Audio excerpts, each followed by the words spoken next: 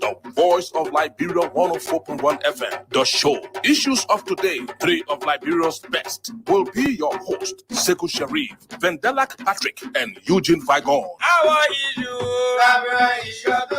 Issues of Today, 6 to 9 p.m. at 6 to 6:30 p.m. International updates. Get to know what's happening around the world directly and undiluted from our correspondents on the program. That's Issues of Today, 6 to 9 p.m. Monday to Friday, only on the Voice of Liberia 104.1 FM. Keep tuned. We need to just got an issue of today. On board the Liberia, gotta discuss our nation issue. Our issue, Liberia issue today. Discuss our issue from Monday to Friday, man. Liberia issue today. I say on the board of Liberia.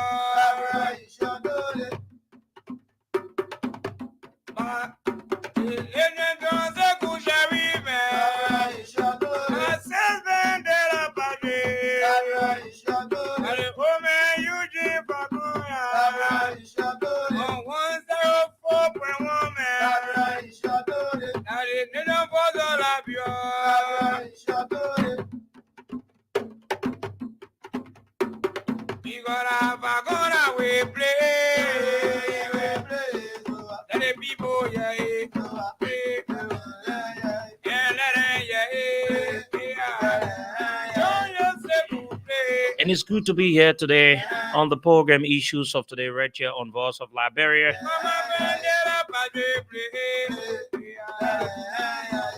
Good evening, Liberia. Good evening, Liberians.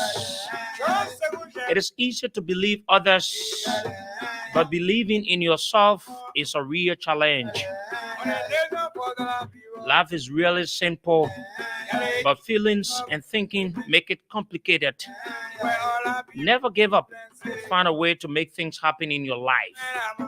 No matter the difficulties, no matter the challenges, wake up and face the issues of the present day reality. Good evening and welcome to the program Issues of Today, right here on Voice of Liberia 104.1. My name is Sekou Sharif. And yes, indeed, this is where we converse to talk about all of the issues in Liberia, be it politics, whatso other issues. This is where we discuss it. And so today's edition is the weekend edition of the program Issues of Today, and it promises to be interesting. And you know, the thing is getting much more serious. You listened to the ANC people on yesterday, and today you listen to... It was not a press conference. Let me make this clear. It was not a press conference today by the mayor of Monrovia, and we're going to address the issue as the Secretary General of CDC.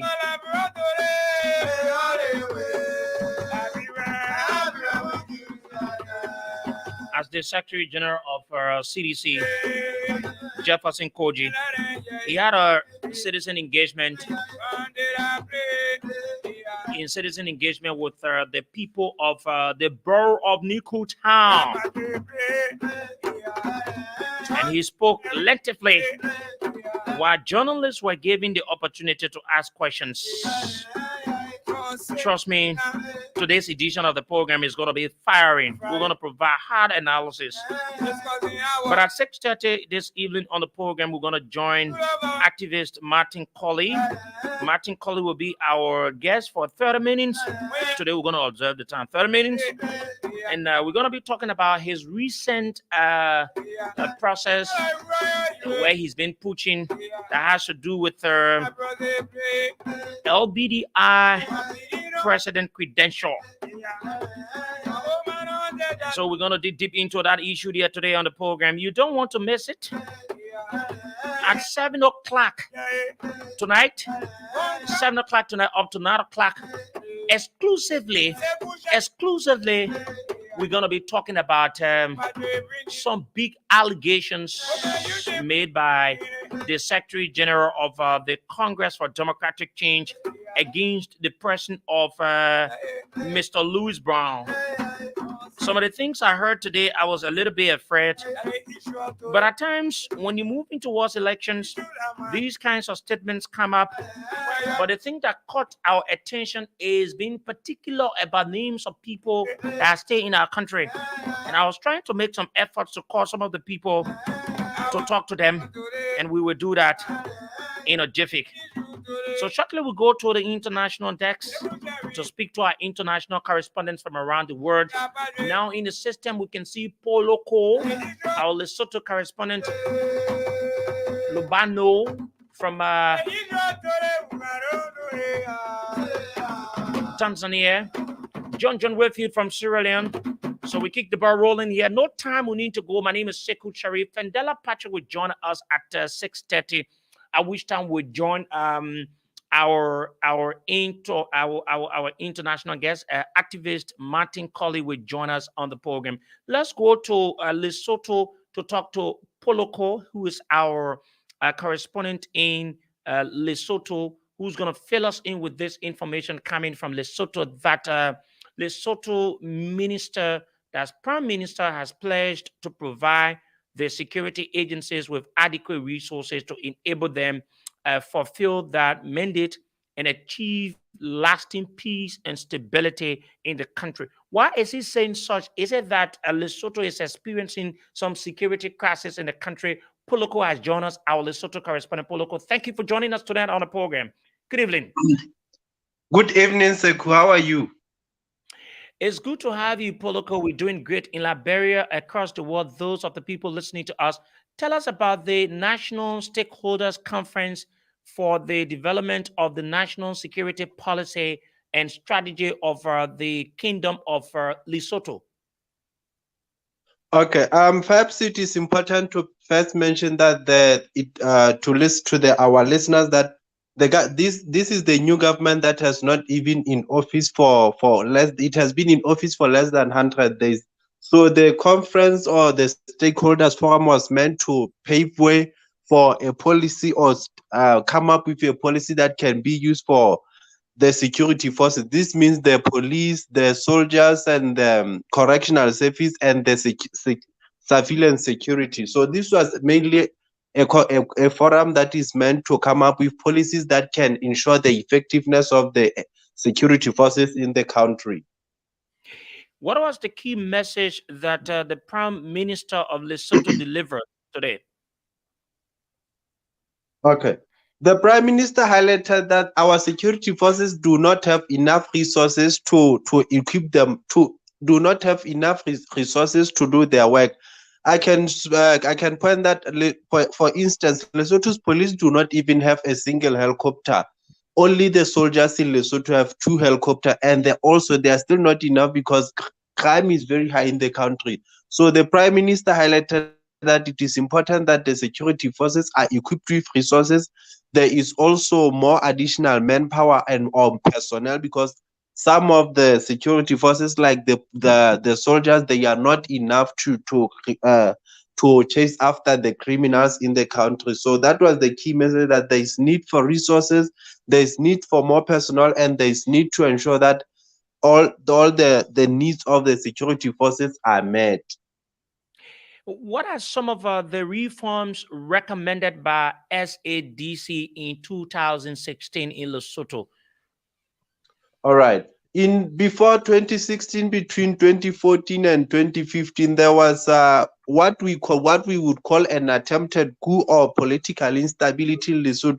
That you could see that the security forces were the main acts of it, or they were at the center or central of it. So the SADC, Southern African Development Community, recommend that Lesotho needs to come up with reforms to ensure that the security forces stay out of politics or national issues completely. They should do what security forces are meant to do. So some of the recommendations that the security forces should have laws that govern them to stay out of national issues and only focus on security issues. they should also stay away from politicians. They should not mingle with politicians on personal matters or socialize them with them in any other way. So that is to say that it has been a long ride through from 2016 to here, because our security forces have been mentally in politics have been polarized for a very long time. So I think that was also the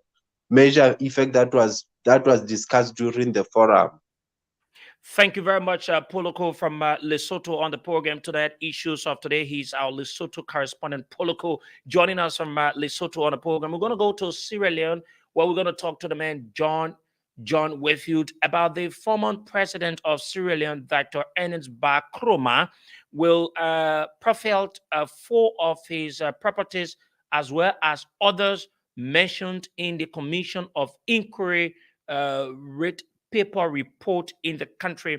And this is very, alarming, seeing this about the former president of the country. We're going to join John Wayfield now to give us a clear detail about this issue and some understanding about how it is.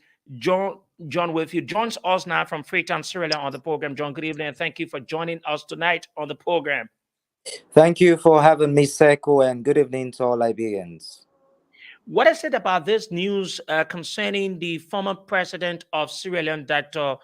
Ernest Bar Kroma? Give us a background into the issue of the Commission of Inquiry and how the former president's name got involved.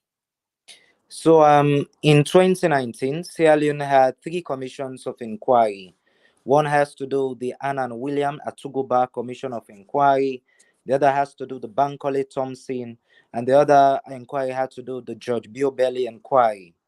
Now, based on the Constitution of Sierra Leone, they give incoming governments the right to have a commission of inquiry to investigate how the country's resources were used in the previous government. And this has to do with corruption issues. So when this commission of inquiries did their investigations and they called public officials as well as non-state actors who were involved with money doings in the previous regime, certain names came up. And that has to do with the former president, former youth minister, and other top government officials in the then APC government. And so when their names came up, they were brought before the Commission of Inquiry. And at the end of the findings, recommendations were given to confiscate as well as ensure that these people forfeit their properties, knowing that these properties could not be explained how they got it. Based on the rule of nature justice, were they given the right to be heard or appeal before such a conclusion or verdict was reached by the court in Sierra Leone? Exactly so. It was done. There are some disagreements and they had to go to court. So when they went to the High Court, there are certain people whom the High Court vindicated. But there are certain people whom the High Court did not vindicate, and they stood by the findings of the Commission of Inquiry and effectively the final verdict which they gave. And the former president having to be one of those whom the High Court did not vindicate, they upheld the verdict given by the Commission of Inquiry, and therefore he has to forfeit 4 of his properties. Well, has there been any reaction from the former president or other officials in the country, particularly the citizens? Well, there hasn't been any reaction from the former president because he had his own fair share of the cake when they went to the court. And as long as the High Court has ruled against him, then they have to go by that. For citizens, of course, we know we are living in a system that is highly, highly polarized. And it depends on which side of the divide you belong. So members of the APC, as you would expect, they do not agree with the decision reached. They are aggrieved about this particular verdict, and as far as they are concerned, the former president is innocent of all what they've accused him of. Thank you very much, John Wayfield, for that update from Sierra Leone on the program. We hope to keep you posted and following all of the activities in the country. John Wayfield is Voice of Liberia correspondent, been filling us in.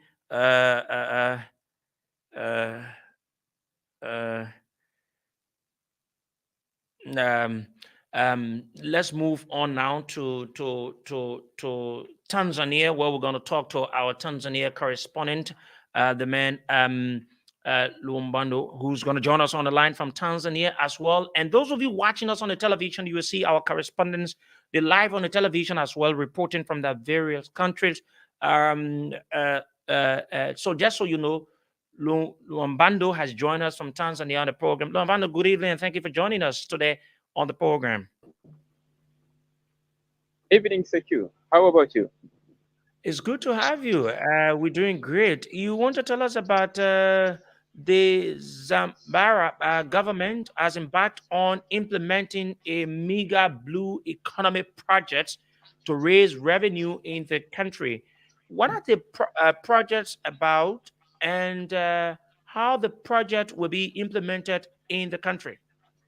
Thank you so much. And let me correct you one thing, that this is a Zanzibar government. And don't confuse, because the United Republic of Tanzania was created from the union of two former colonial territories, Tanganyika and Zanzibar, in 1964. So we have Tanzania, which means Zanzibar and Tanganyika. So when I come to my story here, yes, and it is true that Zanzibar government has embarked on implementing mega blue economy project, which with further invitation to investors from Africa and beyond Africa, saying the Eastland have vast opportunity to tap. So in the message of the president, Dr. Hussein Mwinyi, the president of Zanzibar, he said that he's ready to delegate comprising government officers and private institutions staffs attending Zanzibar Trade and Investment Forum in the ISE.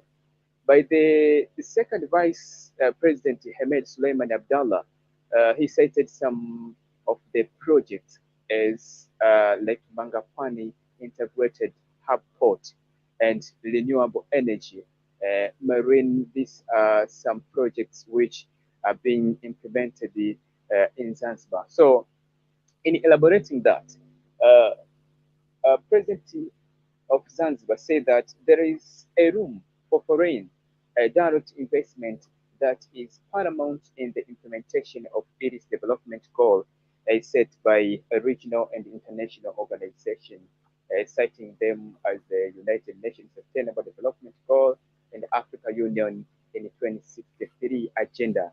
So this is all about the project. How will Zanzibar benefit from the project? Okay, thank you. On explaining about that, Sekou, let me quote the State Minister, State Minister President's Office, Labor, Economy and Investments, Mr. Modric Ramadan. He said that the forum was timely and will mark a vast opportunity in the Eastlands. And this is because Zanzibar, there is an island called Pemba and Unguja. So these two islands makes Zanzibar. So they are just, mainly used for as a tourism. So they are going to get the employment for Zanzibar people. Now they can earn some income from the foreign investors in Zanzibar, and that is some of the benefits they can get. Thank you very much. Thank you. He's our Tanzania correspondent. He's joined us from Tanzania on the program here tonight. Want to say thank you very much, Lumbando, who joins us recently from Tanzania, and then we stay here on the program as soon as we get a signal from our Nigerian correspondent Naomi Kombenda, and other folks will let you know. But my colleagues will soon join me on the show. Fendela Patrick, I want to say today, and let me just let you know, there are few days it has very been a tough time. You have back-to-back, activities when the CDC uh, uh, wow, the CDC, okay, the CDC had a press conference first. From that press conference, uh, allegations were being made about the Alternative National Congress in person of Louis Brown. And then following that,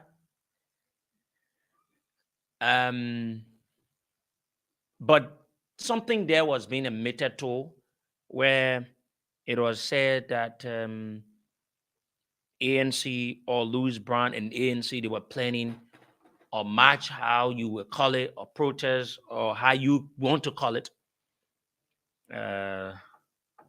And they came up and said, it is truth. So that means no matter how it is, the Secretary General of CDC, one would say it is because of him. That's the reason why they came up with the press conference, because they did not come up with a press conference. But let me just bring this first, this information to you, a press release from the Ministry of Commerce and Industry. Let me go to, I think it's about rice. It reads, the government of Liberia over the last 5 years, we want you to please forgive us because it is just a tiny document here we need to. So the government of Liberia over the last 5 years has continuously worked with importers of rice to ensure that the rice price remains affordable for the Liberian people and available on the local market. As a result of current global challenges faced with surging of the commodity, the president, His Excellency Dr. George Maniwea, constituted a rice stabilization task force with the mandate to assess sustainably of current the document is just thin, you can't even see it. Interventions, explore all options and propose new measures necessary to keep rice affordable and available on the Liberian market. Following extensive consultations with all relevant stakeholders, including major rice importers and the Liberia Marketing Association, coupled with recommendations from the Rice Stabilization Task Force, a decision was reached to adjust the price of rice in order to increase the importation volume, increase availability of the commodity on the market, eliminate unauthorized price hikers and dealers, blocked market blocked market sales. The government of Liberia, I'm finding it difficult because the document is not clear. The government of Liberia hereby announces effective December 3, 2022, the following adjusted price for a 25 kg bag of rice. Wholesale price is $17, 17 United States dollars, or LRD equivalent, meaning if you can get it $17, you can buy in Liberty, but it should be in its exchange rate as that amount. Retail 17.50 cent United States dollars, or LD equivalent. We want to assure the public that the current stock of rice in country can sufficiently serve the market up to the arrival of subsequent scheduled vessels.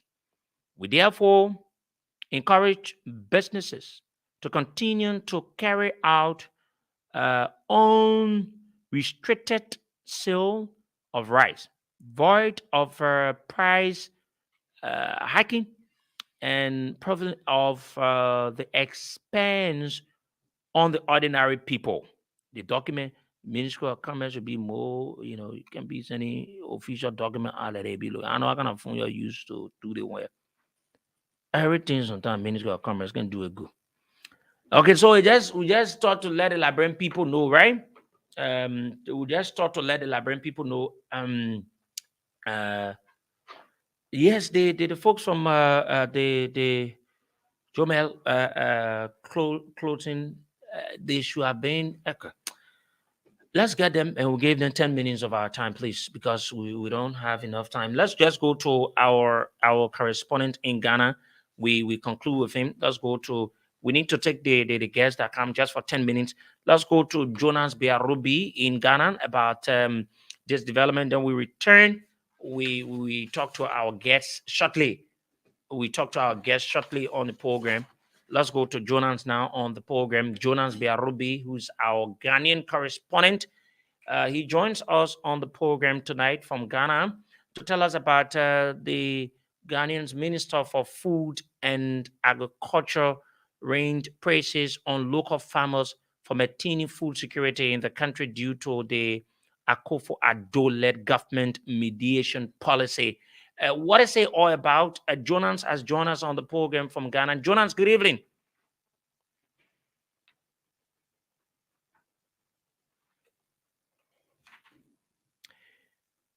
Jonas, good evening. We have Jonas on. You need to unmute yourself, Jonas. Okay, we don't have time. Let's let the guests come in.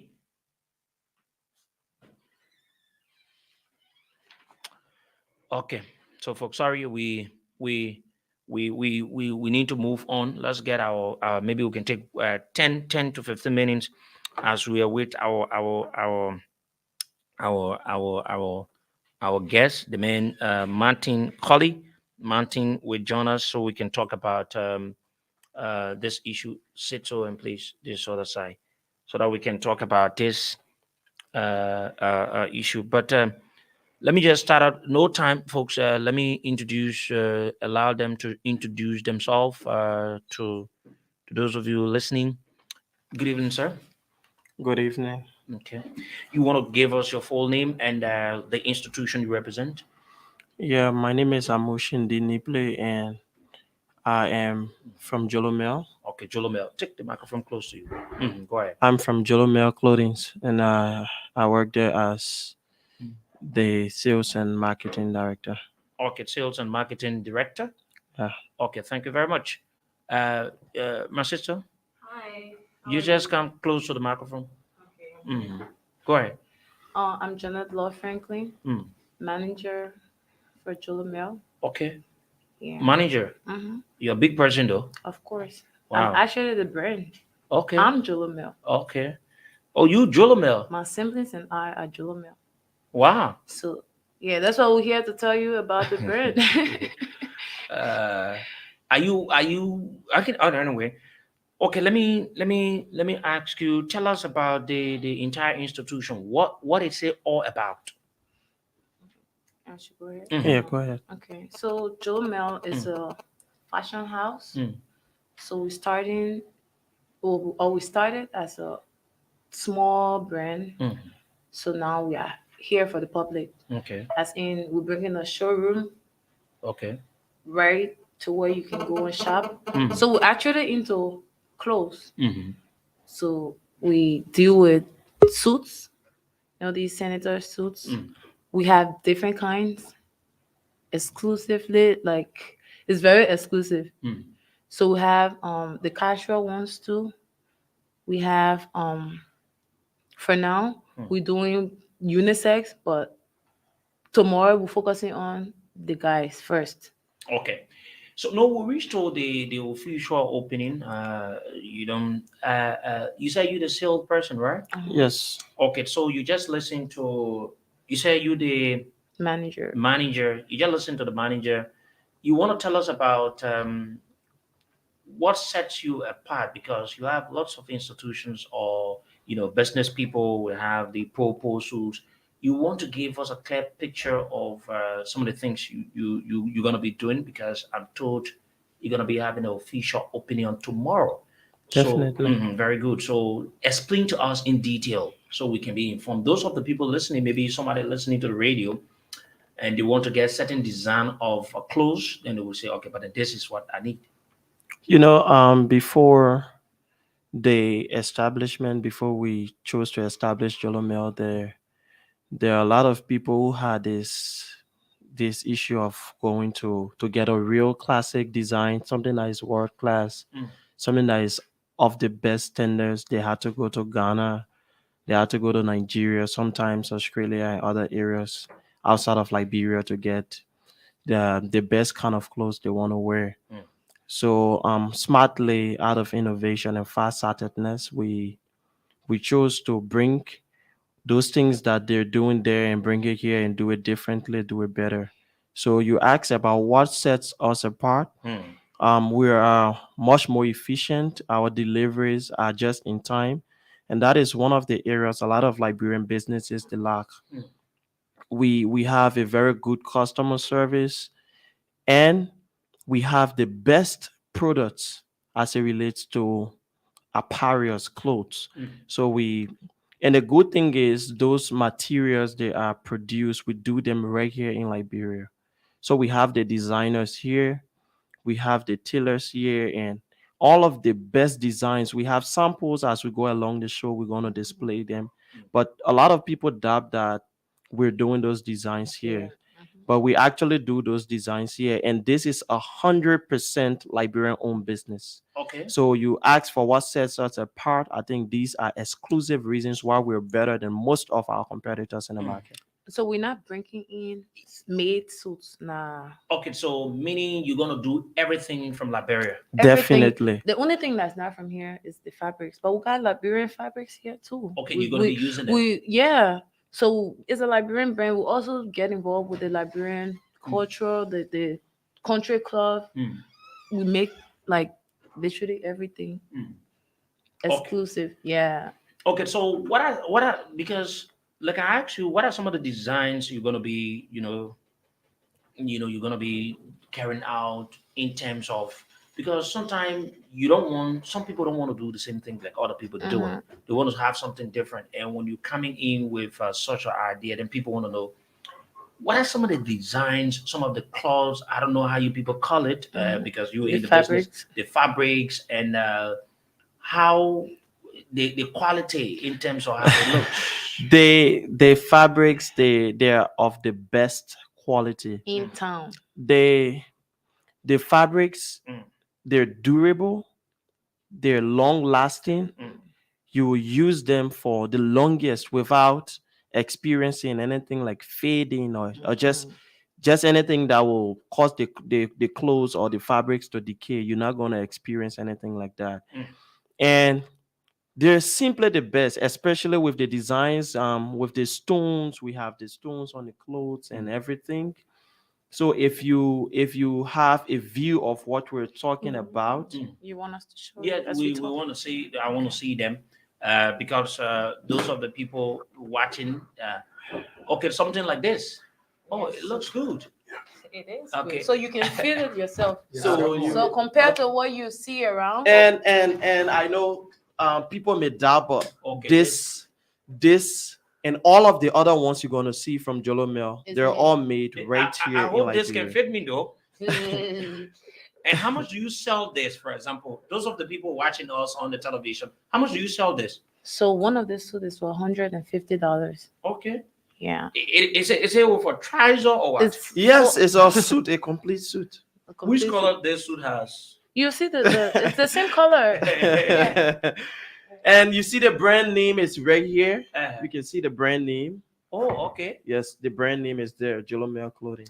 And for those of you listening to the radio, if to say you could see what I'm seeing here, it's very interesting though, and I like the design. I mean, this. Oh, so this is not a normal. No, it's not. See, you're feeling it, right? You know what we're talking It's about. not. So, You see the design, Joseph? You see this design? You don't need to use a belt. nah. And we just picked 3 from the showroom. So imagine how many you could see So in everything the is showroom. customized. You see our logo, And Jolomel, and everything in it. And this is a good design though. So tell me, okay, have you seen this around? As a young, you see your suit you wearing, you see suit. Now what we do? Do you press this? Is it that it looks good though? It is good. He said, it Folks, looked folks, for those of you listening, I don't know, it's something that is cutting. I love the 2 designs. I don't know if I could have such a money to pay. You said 150. Yeah. So the 2 ones are 300. good. Yes. Right there. But honestly, they are good. Where is the business located? We are right at Lane and Carey Street intersection. The most The beautiful, most beautiful building there. on Lane and Carey Street. Yes, we don't even with have the to. gold and the black. Mhm. It's the most beautiful building there. I mean, a lot of people passing will say it's their photo shoot area. I mean, out of fun, but How do we're gonna, in this business. how do you gonna be rendering your services? Because for example, now, right? There are some people they have some other engagements. Like for example, I want to go for a program tomorrow, and I think about our design. I don't have that among my clothes. And I want to get a quick design. Can I go to you? So Listen, here's looking the- at the time. Here's the most beautiful part about Jolomel. Mm. You won't believe it. We even make suits in 3 hours. Like No. for example, the way you hear at the station, and you can leave like it's a busy day for you. We send our people to come and take your measure. We do everything to your door. It's convenient for you. Is it something based that service is going to be paid for, or is a service that you provide so that it can be so accessible? That's why we sell the suits $150. So everything, even So for if example, we come into you, it's the quality of what in life, right? I did my studies and I know that whatever attraction you bring to your business is what you actually gonna get out of it. Yeah. So we're doing all we can for people. They got people that are busy. Like when I was in Ghana, I was in school in Ghana. I was going to school, and everything was so easy for me. I can stay home. I get clothes, other clothes, and everything we want to. What we see out there is what we're bringing here. We no need to we're making Liberia beautiful. That's why we put everything into Jolomel. Check if Fendela has joined us, and you know, let me be honest. I'm really, from what I just saw with my eyes, you know, the people saying, I mean, see the messages, the people say, you see the thing on the television. So tomorrow, when you guys gonna be having the opening, and when is gonna be open to the public? So we will start. The arrival time will start at 3:00. And that will last up to from 3 up to 4:00. And then we're Christians, so we're gonna have the place blessed. And thereafter, the official, I mean the normal thing, the ribbon, we're gonna have the ribbon cut off, and we open the place for exclusive sales. So tomorrow we're gonna have exclusive sales. We're gonna have yeah, we're gonna have So the you have official different brand, designs, definitely. So even the ones you see here, right? And so let me just announce my co-pilot is going to join us from Europe. But let me just announce this. Myself going to be there. Okay, I thank encourage you to you. be there, and I'm going to be wearing one of the Jolomel suit. You need to get used to the brand's name. Everywhere you go now is Jolomel. Like it's in everybody's head. Cause you know, and I'm thinking about something. Like you said, for example, I'm a basic person, and I'm on a radio, and I come across a design, and you announce your number, WhatsApp. I WhatsApp it to you. You send your people to come and do the measurement and have it done, and and all of that. What if someone that is in Magibi County wants to do same? Someone that is in Nimba wants to do same. Is it something that you will go there, or how will you do that? There is a startup, but there's extension. We are a Liberian brand, so of course we're gonna be all over Liberia. Okay, so but for now, but the thing about it, you're not gonna live in Markibi for the rest of your life. Like you come, you just do your measurements in our system. Okay. If you get 2-inch fat, like you let us know, and we'll, you tell us, oh, just add like an inch in my clothes because it's unique. So are you gonna be preparing all kinds of designs, or you are restricted in certain designs? We haven't even show you designs. That's why you have to come tomorrow. We can't show everything like right now. But there are casual suits that you even see. You say you don't. For example, I want to like Fridays Saturday. We have Fridays and Saturdays. I want to wear something that I will feel. We have when you set your eyes on the sporting wear, you want to forget about the suits. You forget about the suits. You do all of that. Yeah. Yes. Oh, we didn't even bring the casual. Yeah, he will see them tomorrow. Yeah, and there is a part of the event tomorrow I like to stress. We're gonna have a part where we do pick and sew. Okay. A lot of people doubt that these suits are made in Liberia. There are people who even go to the extent of believing that the suits are made elsewhere, and then we bring the suits here in Liberia. So what we're gonna do, we are going to do the pick and sew tomorrow. So at that time, you come and show us the design you want. Right within that time and space, we have the design prepared for you. And we'll have the television stations there. We will be there. Yeah, so at the end of the day, everyone in Liberia can have access to view all of the things that we will be doing there. So it's not basically suit, right? You know how you have this suit on, right? But you have to look for something to match it, like slippers, sandals, shoes. We are a dress. Okay, very good. House. That's the next question I wanted to ask you. Is it on the clothes, or no? Maybe I want to get footwear. So I was just about to show you. About to show you the other one that goes with my co-pilot is asking me. He said, "What are the prices for the suits? They got different prices, right?" It starts from $150. Okay, so that's the minimum. Yeah. So depend on what you need. And the more quality it gives you. So that we got different fabrics. Wooden, you will not come and say you want wooden for wooden is really expensive fabric. We have linen, we have the total quality fabrics we have. We're not into John Fendela, let he ask his own question. Go ahead. Yes, go ahead. Just go ahead. Explain. Oh, me? Yeah, go ahead. Yes. Yeah. So it's very interesting. So someone listening to the radio now, and tomorrow, let's look at tomorrow even, because we have a few minutes to go. If someone wants to come on the program tomorrow, you're going to be having sale out most of these things, and somebody wants to come, and maybe because as for me, I love to be decent, and I can say I won't come on the program tomorrow and just maybe what I've been able to get. I want to get even more than 2, 3. So I know how I'm going to come. What's your encouragement to someone that listening on the radio that wants to come tomorrow? You think someone coming with $100, $200 could be just enough, maybe to get something at the end of the day? Come with sufficient funds. I mean, more than that, because you will kill yourself. When you enter the fashion house, nobody will tell you. If you come with something that cannot get you more suits, you will get angry with yourself. To be honest. So don't be angry with yourself. So you need to come good. You come with something that will give you the amount of suit your heart would desire to carry. Okay, let me join my co-pilot, then we continue. Fendela, good evening. Good evening.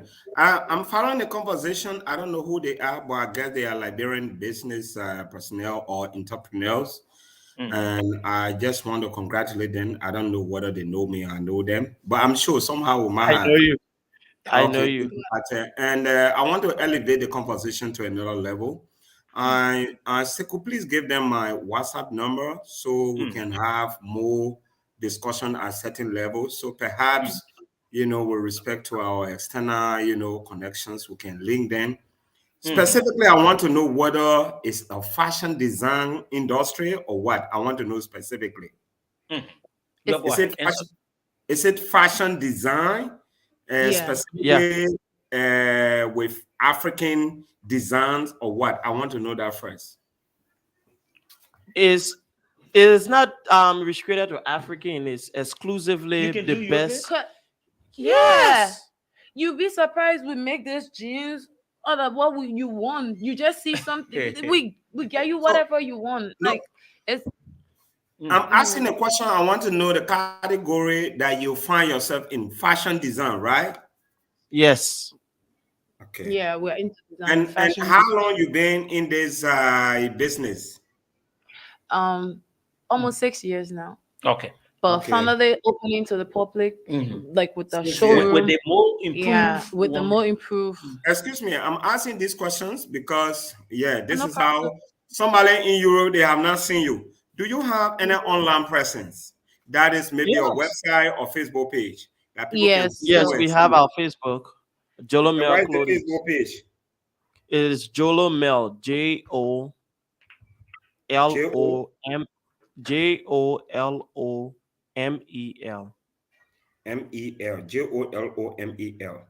So yes, on behalf of Jolo Mel Clothing, right? Clothing, yes. Okay. The same is the same with Instagram.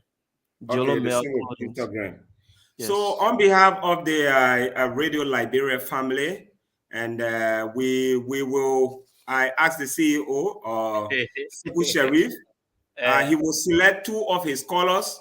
They will go there and take 2 items in the tone of $100, $50, $50 because I heard. No, they get $50 thing there. No, they $50 thing. We got shoes. We got slippers. We got slippers for $50. So the suit you're talking about is what? This. Look, let me show it. You see this? And honestly, I'm not. Look at the buttons. Just the button alone. I'm not too sure I will let this thing to go off my radio station. I'm still looking at this. It's a very good stuff here, right? This is 150, right? Yeah. You said 150. The entire suit. The entire suit. And honestly, it worth that amount. This is another design again. I love. He wants to see this one. There's 2 as well. I made me a little one, yo. Honestly. You see the design?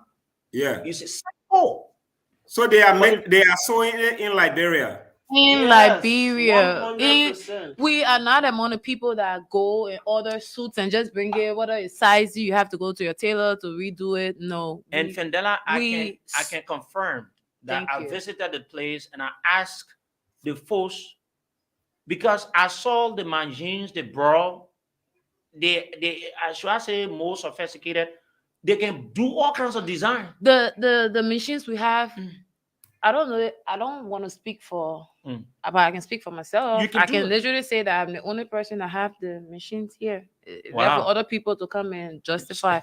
But I can tell you, Patrick, that we have all the machines you need to do whatever they do in Nigeria. The thing we see out there. We travel, we saw people making suits. It's the same thing we bring in here. There's no need to go Nigeria, especially Nigeria, Ghana. Do you have a contact number? Before I leave, my friend is on the line. He's I'm part of some networks. So as part of what we are doing, we have to promote the show. So you have to make a selection tomorrow. It can be a male or female.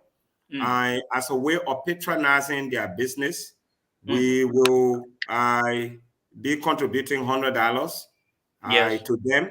But you will have to make. I will add $100 on the 200. Okay. So you do that, and you find someone to go to their business and patronize. We're going to open the lines and get the person from the radio now. I don't want to be the person to select anyone. Yeah. Okay. So you do that. So before the show ends, please let me know. Let me inbox my man because I want to be in no wahala. But let me just emphasize this. I'm very impressed with what I'm seeing. And this is not anything that has to do with ambition. If our president of Liberia believe me with what I'm seeing today, believe me, These are people we want to see taking control of our economy. Thank you. And I'm proud that these groups of people, I'm not too sure whether they are in their 40s.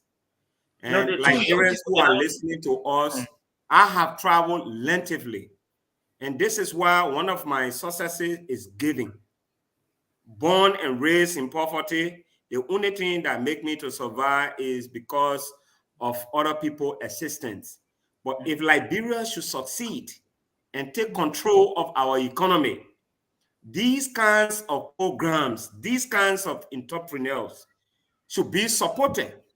And if a government official is listening tonight, these people are the next buyers of millionaires.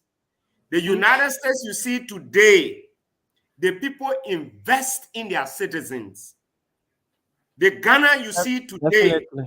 the people invest in their citizens.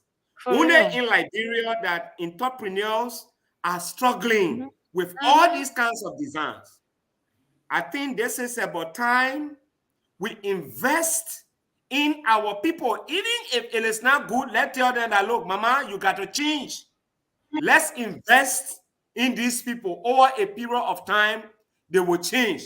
It does not make sense for our people to pay almost like $5,000 to go to Ghana to go buy lapa and come back. No. And I think the fact that you have all those equipments, it makes sense. Please talk to Seku. Seku will give you my WhatsApp number. I'm not saying, I am so and so person, but it's saying networking is good. I can introduce you to someone, that person will introduce you to another person. And interestingly, we do deliveries you will meet your all goal. around the world. Yeah, so you were mentioning whether we are familiar with you. For me personally, I'm familiar with you. I'm a friend to Abraham Keita. We were friends back then in JJ Roberts. Oh, okay. Yeah, Oh, we that's debated my on mentee. Oh, okay. yeah, we debated on JJ Roberts debate team together. So we were very So it is from very that close. point, I don't want to disclose that. That's why I'm asking for your information. You already know what I'm people are doing. So if I'm asking this question, Yeah, so I just thought to mention this so that you know that I know you. Okay, thank you so much. You said the name again. About money. My name is Amuchin Niple. Okay, Okay, Amuji, Amuji, your way. that's good. Lovely. Fendela, Yeah. let's those of you listening, it is an opportunity for you. Call us. We want 2 females, 2 male. Tomorrow, Voice of Liberia, Issues of Today team will be responsible to purchase items from the institution for you people. Jolomel. We don't want to be the one to select who is the first 4 persons. We need 2 females and 2 male. The first 4 persons will be the lucky winners, so that tomorrow you will come. We'll give you our official numbers. You will come. We'll take you there. When they're having an official program, then we'll take you.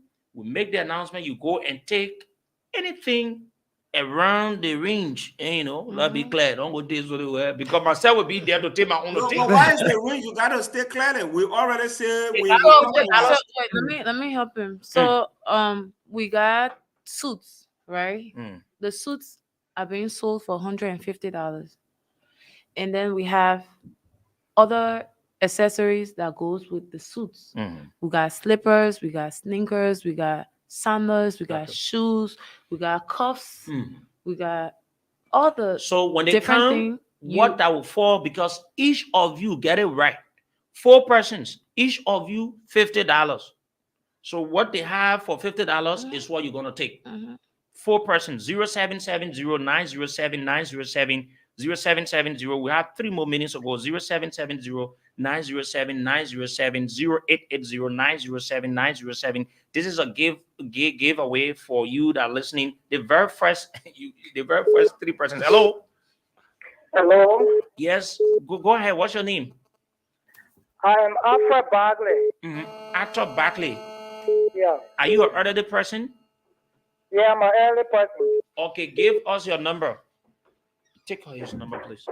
0778 0778 3021 3031 21. 3021 2121. Yeah, go ahead.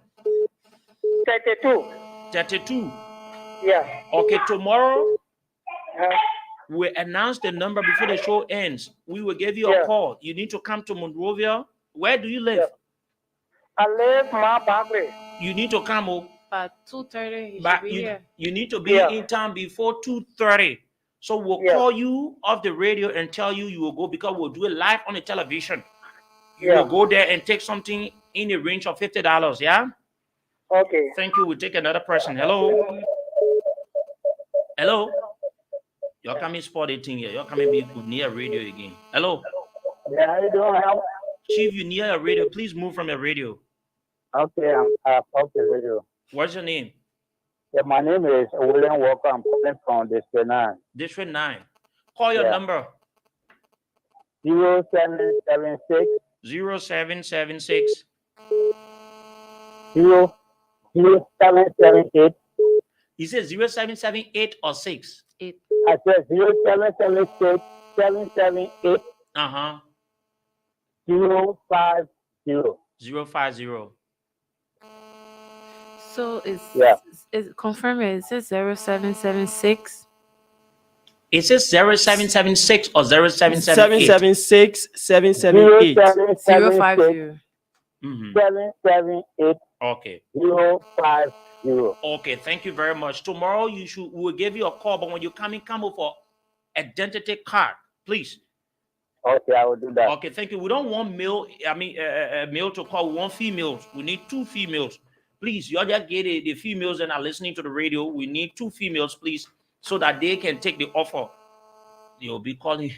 they can suffer the females and they can count them. Hello? No, you anyway, all the females call on this number, call on 886 942048. 0886. All the females, 2 females, we needed 2 females to call. We will call it a day. 0886 942048. Don't call on the regular line. The regular line busy. 0886 942048. Now sometimes the females and second that's the problem. 0886 94. Okay, the female calling. Hello. Hello. How you doing? I'm okay.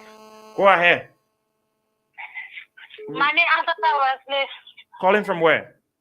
From the bypass. From the bypass. Call your number so that we can put your number down. Tomorrow, we'll call you after 0 what? 0776 0776 43 43 6070. 6070. You say your name again? Antoinette Wesley. Okay, Antoinette. Thank you very much. We'll call you, yeah? You will go take something on behalf of the show tomorrow. Let me take this other person here. New caller. Hello. Hello. Hello. How you doing? My name is Melvina. Melvina. Yeah. Call your number. My number is 0 Take your time now. 0770 96 90 58. Okay, we'll call you, yeah? You say your name? Okay, we're not taking calls again. We'll beg you. They think you're evening now. So, what your message to the people? We need to move. You see, they want to call. Hey, see all the phones inside your ringing. But now you create problem. Everybody call it. Yeah. So, finally, I would like for us to leave our contacts here. So you want to reach us? You can get us. You can get us on 0777 644 644. So I repeat 0777 644 644. So you can reach us on that number. It is on WhatsApp, and then you can call us offline for us to do business. We're in studio currently, so we ask that you call us when we leave from here. People are already started calling. And you call the WhatsApp number. So I just want you guys to understand one thing. All right, before you leave, you see, it is said that a million miles begins with a single step. And I'm very proud of you people. The fact that we're talking about 2015, and now 2015, 16, 17, 18, 19, 20, 21, 6 years. You are now an entrepreneur. That's how we started. We started taking it to people up in back and like, come, this is let me leave you with something today before you leave. Never imitate people. Be your own brand. The day you are not around, people will respect and they will miss you. When you imitate people, you lower your standard. Dream of a Liberia. 10 years from now, you must be a millionaire. You are never be inspired by what you are doing. I want you to recognize that today should lay the foundation of what you are doing. The millionaires you see today in Europe and America, Canada, they started from little. Some of them started in their bedroom. Today they are millionaires. The same blood that runs through you runs through them. You can be a new batch of a generation of millionaires in Liberia and Africa or the world to change our condition. And I'm very proud of you. And Sekou, please give them a WhatsApp number. I'm doing that now. For me, personally, I believe in networking. My networks are powerful. I may not give you the millions, trust me, because you know where we came from. But my network is very powerful. And so we can work on that. And I'm sure that you mentioned my mentee. So it means you were very strategic. I forgot to call the Lone Star number out. Okay, do that. Yes, so the Lone Star number is 0886 556 865. I repeat, 0886 556 865. And we're just encouraging you to follow us on our social media pages. Whenever we have a giveaway, we have discounts or just anything, we're going to share it through our social media page. Okay. So you want to follow us, Facebook, Instagram, it is Jolomel, JOLOMEL, Jolomel Clothings. So you follow us, you like our page, invite other people to like our page. Okay. And together we can improve our country, especially the economy of our country. And we can go with this Liberianization policy and be supporting one another. Okay, thank you very much. Let me say thank you. We'll be there tomorrow. And this clothes, please take the picture of it. And this, tomorrow I come, I will pay for it. You know that. You know. So the man can go well. How much you want bet? Tomorrow we come. You not want a suit. You want different one. And it's like the beauty about your like, you just see maybe and I mean what you like. Come tomorrow. Come and be amazed. That's maybe I might visit the office hopefully next week. Yeah. Yeah, he's gonna be here. So thank you. We'll be expecting you. Okay, thank you very much. Let's take a very short break and then we will be back on the program Issues of Today right here on Voice of Liberia.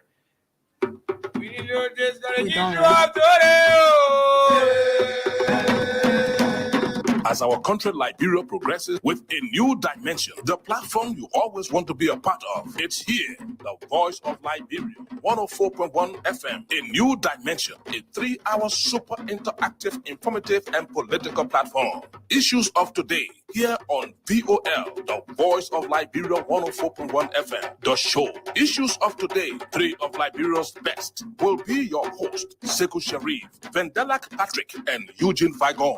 Our Issues of Today, 6 to 9 p.m. at 6 to 6:30 p.m. International updates. Get to know what's happening around the world directly and undiluted from our correspondents on the program. That's Issues of Today, 6 to 9 p.m. Monday to Friday, only on the Voice of Liberia, 104.1 FM. Keep tuned. We need to just got an issue of today. as our country Liberia progresses with a new dimension. The platform you always want to be a part of. It's here, the Voice of Liberia, 104.1 FM, a new dimension, a 3-hour super interactive, informative, and political platform. Issues of today, here on VOL, the Voice of Liberia, 104.1 FM. The show, Issues of Today, 3 of Liberia's best, will be your host, Sekou Sharif, Vendelak Patrick, and Eugene Vigon. Issues of Today, 6 to 9 p.m. at 6 to 6:30 p.m. International updates. Get to know what's happening around the world directly and undiluted from our correspondents on the program. That's Issues of Today, 6 to 9 p.m. Monday to Friday, only on the Voice of Liberia, 104.1 FM. Keep tuned. Okay, welcome back to the show. Fenela, trust me, what we did just now is something very interesting. Let me tell you something. There are some clothes the people showing behind the camera, Fenela. When you can, you join it in Bawo. The people have it, honestly. But let me say, before we dive into our discussion, it's important to emphasize that, trust me, if our president of Liberia, I'm not trying to be discriminatory in this context. We'll have to do a statistical analysis of entrepreneurs. Government must appropriate fundings, must have not less than like $30 or $50 million. And then we'll get something. We thought I will get something very important. You can't be going to support these people. I'm telling you, bro. I saw the designs. That's just small. These are the designs when you put on those designs, you put very good spray on. When you appear, the people know that Sekou has appeared. You know? I mean, that's not really probably no, but honestly, right? No, but thank you, man. I think you did a very good job to provide the platform. And look, my man, Africa can be big. Africa is the next economic hub. If you do your analysis, the musicians in Europe, America, they're all moving strategically towards Africa because they know. My man, there will come a time, my man, pray for long life. There will come a time. Before you enter Liberia, brother, we'll deny you visa. Because Liberia never denied visa before. But we'll be denying you visa.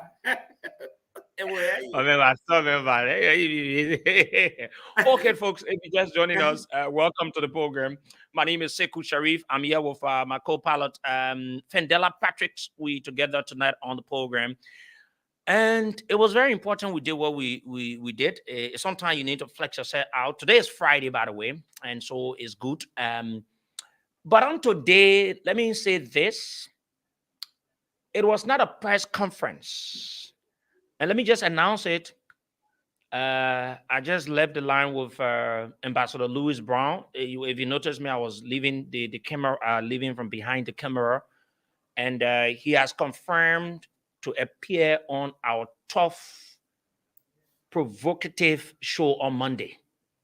And so, Monday, you don't want to miss that edition,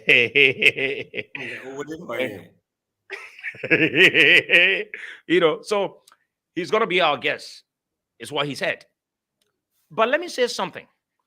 On today, the Secretary General of the Congress for Democratic Change did not have a press conference. What he did was, I got to know even lately that the Secretary General of CDC was making his way to, very good, was making his way to the borough of Nikru Town. When I got the information, because, we broke the news when he said all these things about Louis Brown. We discussed it here. And after that, there was a press conference, just like that, right? So I decided to go there. And I decided to go and ask some follow-up questions. Because yesterday, the press conference was held by Louis Brown, and trust me, we'll continue to follow this thing until we see the end of it. You see how it's going, right? So today, when he had his citizen engagement, and I was like asking some of the folks, would there be question and answer? Because in these kinds of activities, at times they don't allow you to ask questions. But luckily, they said they were allowing questions, and you had journalists, and I said I put my hands up, and then one of my guys stood right beside me. He said, my man, how you will be a CEO? Then you put in your hand over. I said, nah, that question time. Let me put my hand up so that let me ask my question. And I CEO being here. So luckily for me, I was accepted. When I was accepted, I decided intentionally, because I know without that moment, I won't be having the time to ask that type of question or the 4 questions I wanted to ask. And Fendela, you won't believe it, I asked 4 different questions, and they were all in relation to some of the things that Louis Brown made mention of yesterday.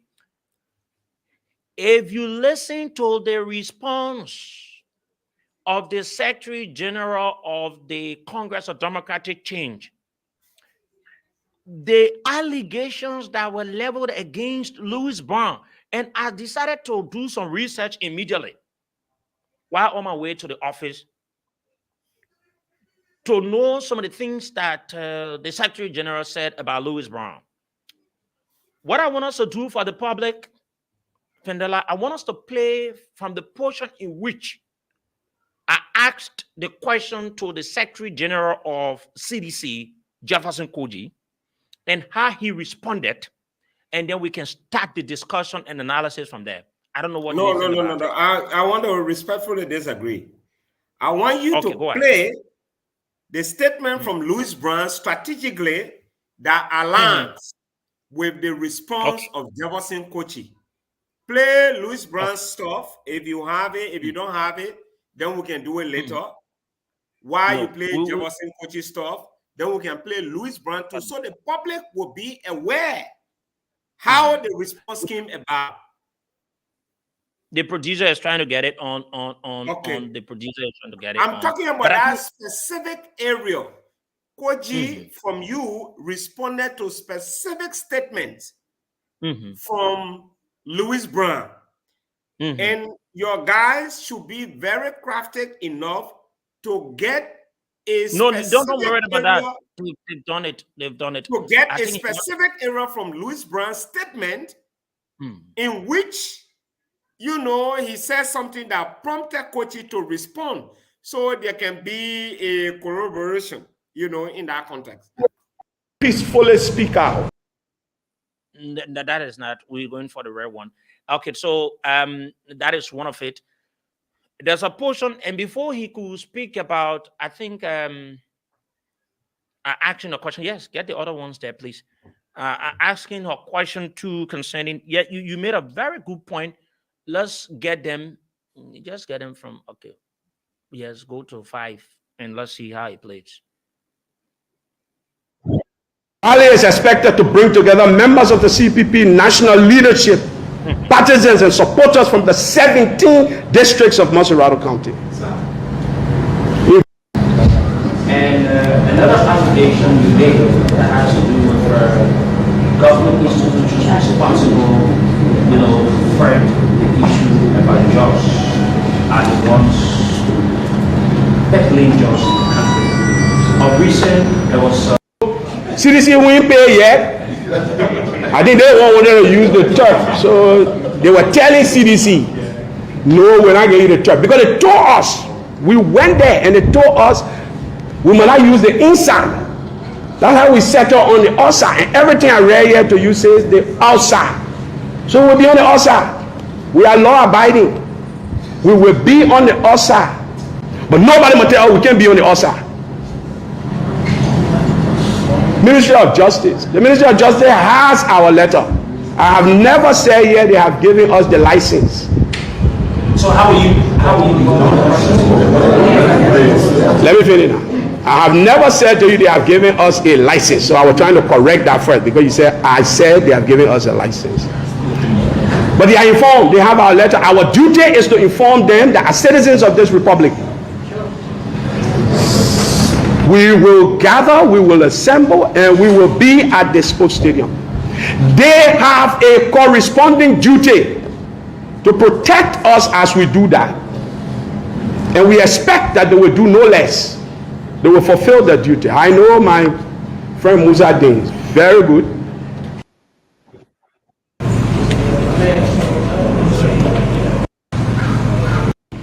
Distinguished members of the press, I thank the Liberian people for attention. All over this country, in every village and town, across every region and community, from mosques to churches, from markets to schools, from prisons to hospitals, across all political parties, ministries, agencies, and institutions of the government. No Liberian needs me to tell them that things are bad and only getting worse. Sadly, President Weah and few of his officials who are overseeing and benefiting from the downfall of our country either do not understand this or simply do not care. The heartlessness is wicked and intolerable. 5 years later, JFK remains for drivers and securities, while hospitals overseas treat government officials who fail to properly equip and provide for the upkeep and upgrade of the hospital.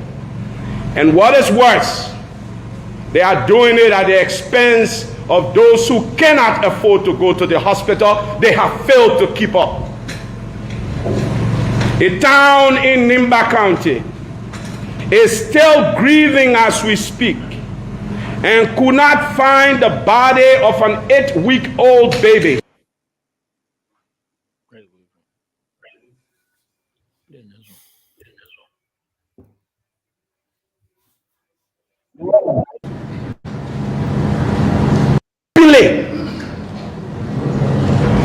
DA, you can't see? No, they can see.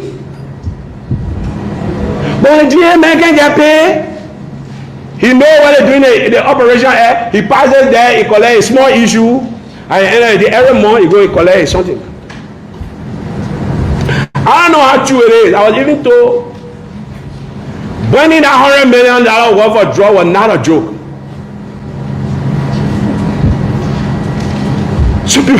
So people were so unhappy that we were burning that $100 million worth of drugs. And I hear, I don't know how true it is, that even the FOC, all of it can be accounted for. I hope it can be accounted for. We heard about counterfeit being arrested. Since we heard about the arrest, you can hear again what happened to it. It is a democratic right and constitutional guarantee that they be afforded the chance to do so, even if to an unresponsive and deaf government. This government cannot hear. Now we have to believe they cannot even see.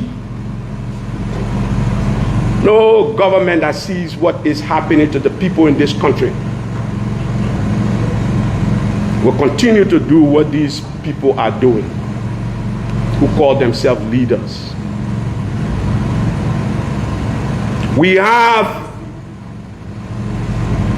dutifully informed the Liberian government about the December 17th peaceful rally. Let there be no mistake about this.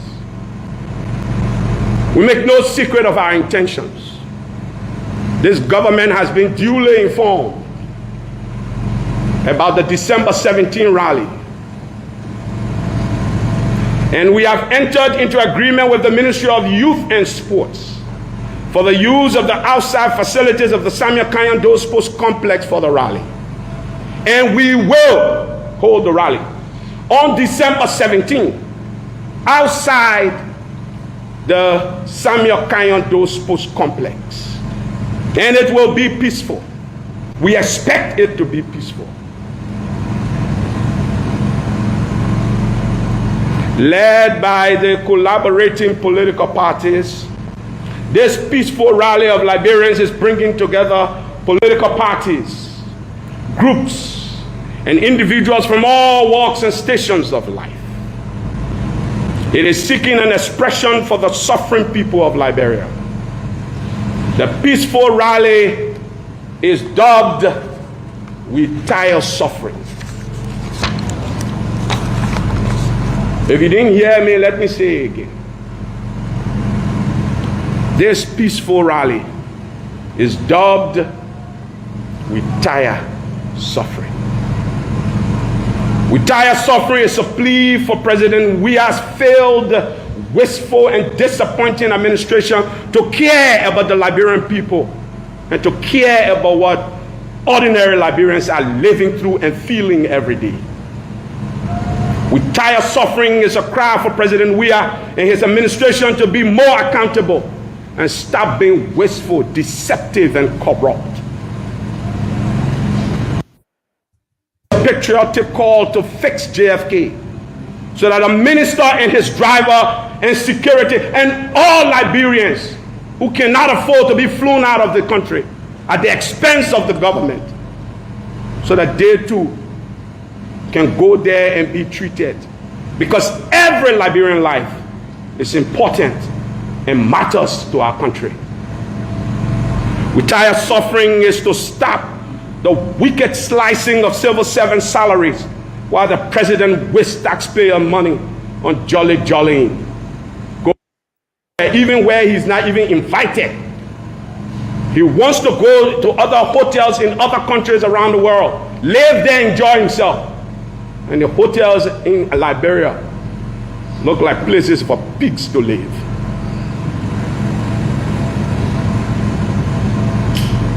"We Tire Suffering" is for the drowned 8-week-old baby whose tragic death and those of others must continue to prick our collective consciences as they can no longer speak for themselves. That child could be yours. That child, 8 weeks old, could have been the next president, the next minister, the next lawyer. But she and her mother had their life tragically snuffed out when they boarded an overcrowded canoe, going to look for food in search of their livelihood, while their president was chartering a private plane, taking an entourage to watch football game, and shamefully stay there, yet to commiserate with the family, yet to speak with that grieving family, yet to say sorry. The people in that village will never fly their relative to Turkey. They may never fly a private jet, even though they are paying for it. And the man they're paying for to do it, he simply doesn't care. That's why there is a "We Tire Suffering" rally. "We Tire Suffering" is for all grieving families who cannot find closure, as well as all those who continue to live in fear. Fear in their own communities. People now at 6 o'clock scared to walk in certain parts of our country. Drugs, crimes, taking over communities. The future of our country being gambled because our young people losing hope, no jobs, graduating from colleges, graduating from universities, cannot find jobs to care for their ailing families. For the mothers who sow bitter ball and fish to send them to school, those mothers cannot retire. They have to continue to sell bitter ball and look at the children that they schooled, that they educated, sitting in their community, wasting away, and watching them turn to drugs and to crime out of their own frustration. That's what this rally is about. For that mother selling fish and bitter ball under the sun and the rain, she too has a voice. She too is a Liberian. She too tired of suffering. The government must hear them. We tired of suffering is the echo of a country too rich and yet so poorly and so incompetently managed. Dire suffering is the reverberations of all who are watching their dreams fade away. Many wake up every day giving their best to this country. Health workers, doctors, teachers, policemen, they want to do their best, but the government gives them no chance. Nurses working overtime, dietitians, teachers, students trying to make it, and the government failing them with failing schools. They too want to be heard. They too are tired of suffering. With tired suffering is a chance to say to President Weah and his administration that people need help. It is unfair to see what people are living through every day. You use at-risk youth. You put their name out there. You collect money and nothing else to be heard of. You abuse them in the name of politics and power. You get the power, you don't look back at them, and their life just remains wistful. Agencies responsible to stop drug peddling are in fact facilitating drug peddling in our country. You open up our country to drug trafficking. We tired suffering. It's for all those young people, pen riders, keke riders. Father knows that, Father did, walking through communities. And that is all that they have. That is all that they have. While the government make mockery of them. Your son may be playing for another country, but these other young Liberians have dreams. You're killing their dreams, giving them no chance, no hope. Your dog Roxy lives in New York, and you're missing it. Not even good to come and live here. And you're the president of our country. We're tired of suffering. We're tired of suffering is a chance to say to President Weah and his administration that people need help. People need jobs and a chance to care for themselves and their families.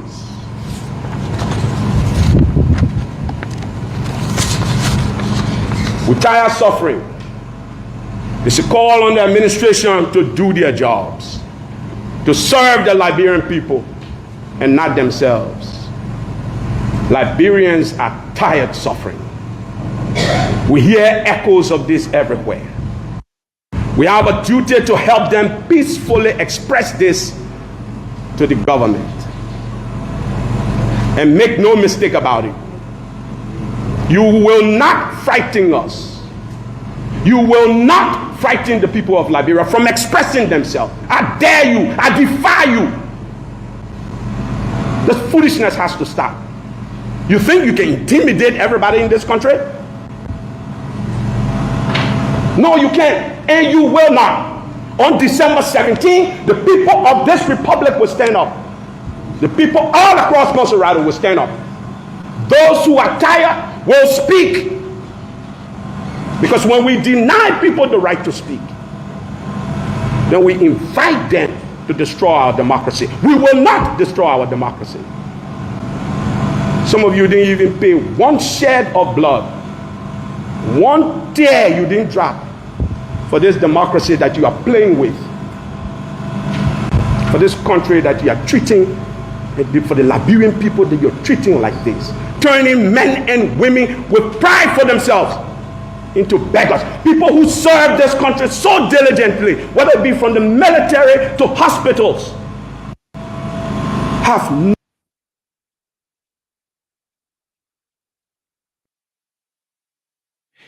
Okay. Fendela, you listening to Louis Brown, right? Fendela, I hope you're not sleeping on me. You need to come because this thing is very, very interesting. But just so you know, it was a press conference that I've been following, bro. Okay. So we play. Yeah, I've been following. We play his part. And it was the press conference that was held by the mayor and the secretary general of CDC that brought the response or the announcement of this. But there's a new development. And fellow Liberians, we're going to play you from where I asked few questions up to the end too of the secretary general of CDC, so we can have a balanced issue when we're providing our analysis. Tighten your seatbelt and listen.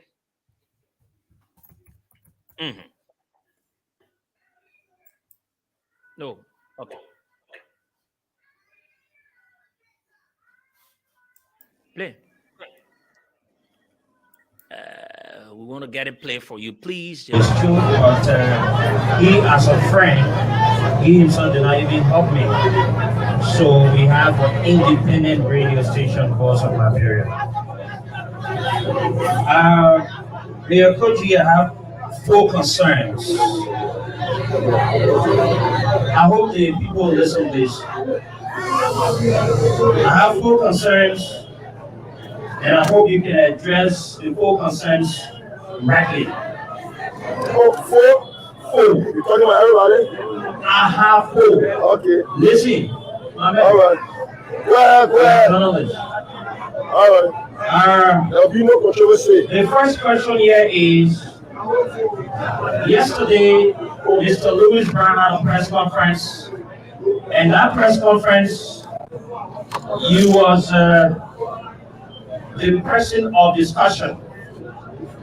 And he said the December 17th protest is intended for Liberians that are suffering to come out. Do you think it is a bad thing for Liberians that Mr. Louis Brown claimed are suffering to come up and protest? Number 2, Mr. Brown referred to you as a little person. And I saw all your utterances, they are not gentle about it.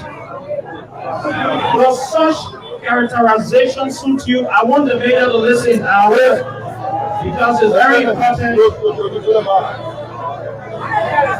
Stop shouting and fight! Stop shouting and fight! Stop! Stop shouting and fight! Stop! So, please allow me to repeat my very first question. Yeah, because the people were saying something and maybe he didn't get it, right? On yesterday, Mr. Louis Brown had a press conference.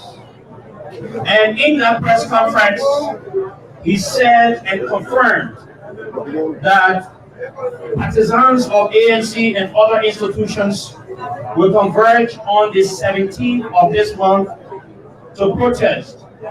And he named Liberians that are suffering as people that will be protesting on the 17th. I'm asking you, Major Koji, do you think it is a bad thing for Liberians that are suffering as it has been claimed by Mr. Brown to protest?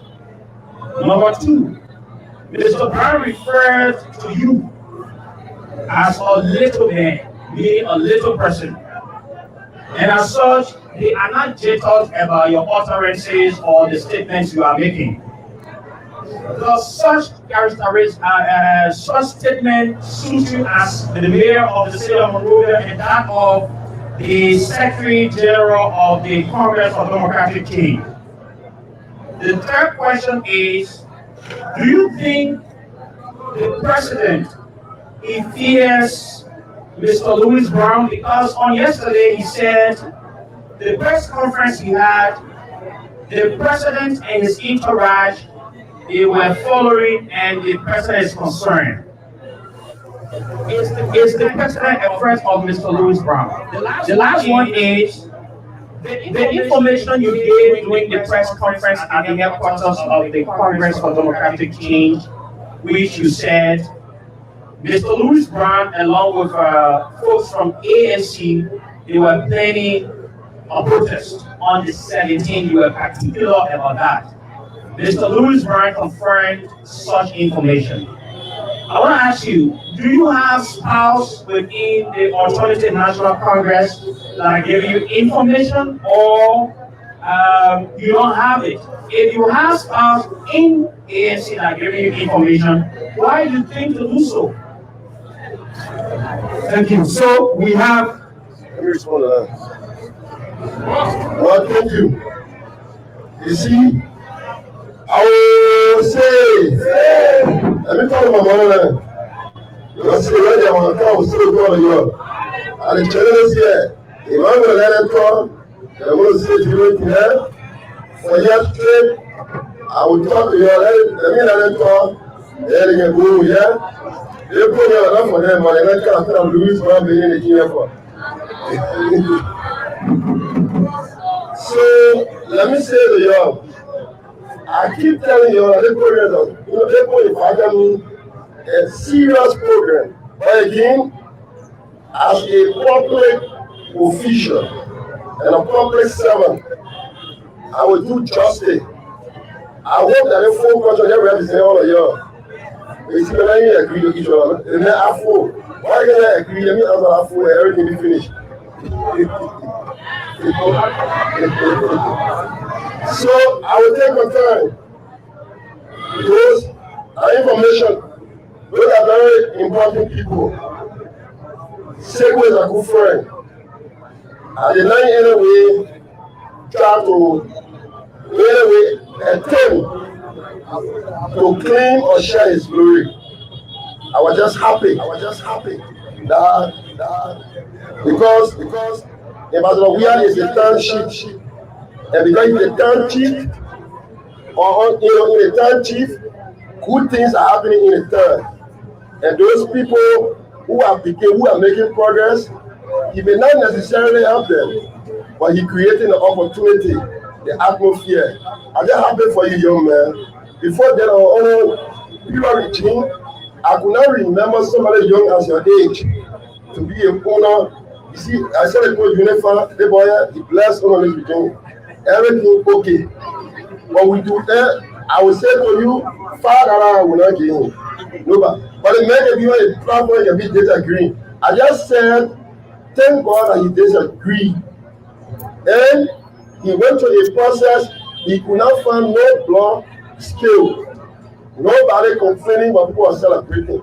That was the essence of democracy. That was the democracy that we fought for in this country. A democracy that will give you the right to conspicuously disagree with policy actors. And yet instead you go to them sound and safe, and no one will ask you a question. If possible, we will provide opportunity for you. Back to your questions. I honestly wanted to just talk to our people and go back. But here is it, the first question. And asking me a first question and saying that Mr. Brown said he's leading a protest for suffering people.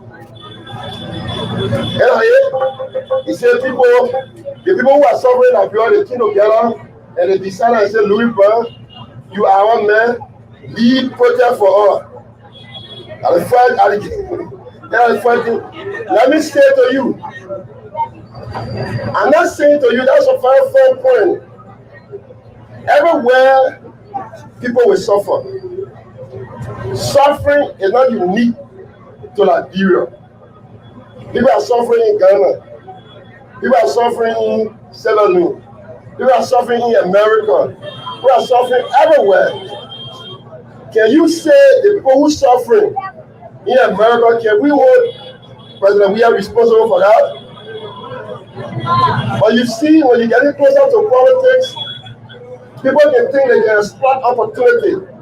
But we have no problem, it's true. I'm not saying to you, oh, it's okay in this country, no. I'll be the first to tell you that everything's not okay. But let me share something with you clearly. Let me tell you something clearly. That the other person, they self-imposed leader of suffering people. You know, when you have somebody who is a leader, you gotta know him. Take for example, I'm happy that at least a person like him know that people suffering. But at least people are not being murdered. There was time in this country, you know, I'm not asking you. There was time in this country where this man who tried to be a protest was part of a system where they were knocking at people's door. Do you want to know? Let's ask for the Doki family. Where are the Doki family? Now they are only suffering. At those days, people were suffering and people were being murdered. Today, even our President George Where we are, the only crime, all that system you're working for, they pray a host. They never kill him. But they don't know who say people suffering. He was in a system, apparently at that time, he was not smart enough to know suffering. But he was being entertained and he was being executed. Murders. So we say to you, yeah, that's true, the man God, that's true. People are suffering. But I don't think the messenger is the person to lead what he is claiming for. We're talking about global concern, economic concern around the world. Look at Summit 12. We wish to speed recovery. When Ghana is in an economic downturn, Liberia is being killed by the recent MCT scorecard. But you will not say that. And what you call shared hypocrisy. But not only then, you were in a regime again when you said as information minister, I'm a victim of that man. I went to jail. Oh, Russia. Fendela Pache went to jail as well. There are many victims that are living. You know some of the words he used? Lethal and not lethal force. And the man today shamelessly say to the Liberian people, he's trying to take advantage of the intelligence of the Liberian people. You think the Liberian people don't know their people? The Liberian people don't know their situation? You think that you may be desperate for presidency? The Liberian people are desperate for hustlers.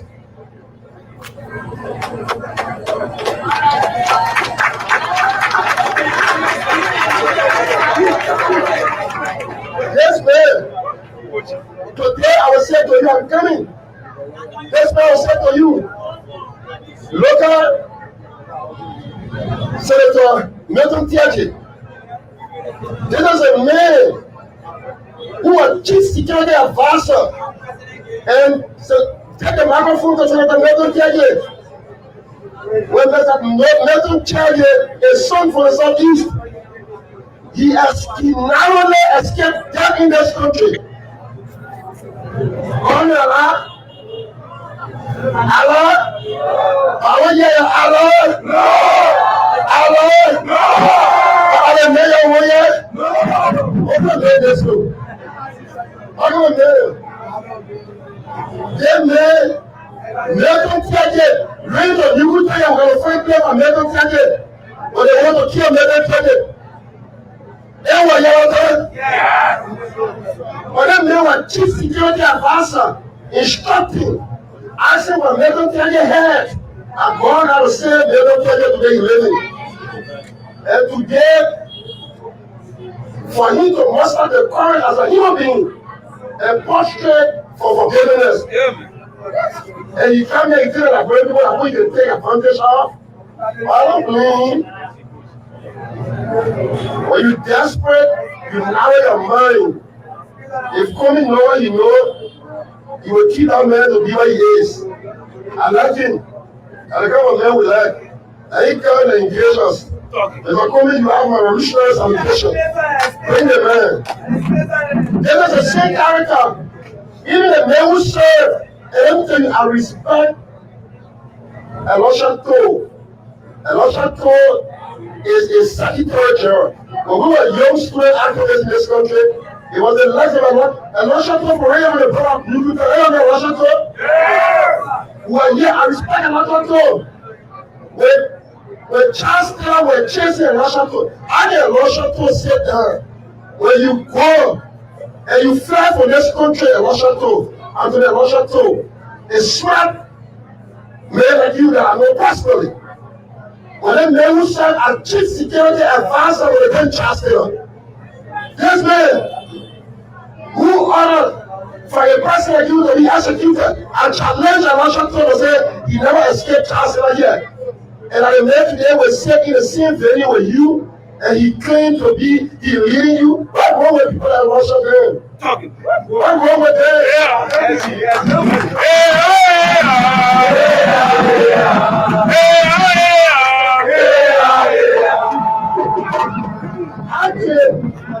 If a well-astute civil practitioner, when you're fighting for human rights issues in this country, people who chase you, I want to invite him there.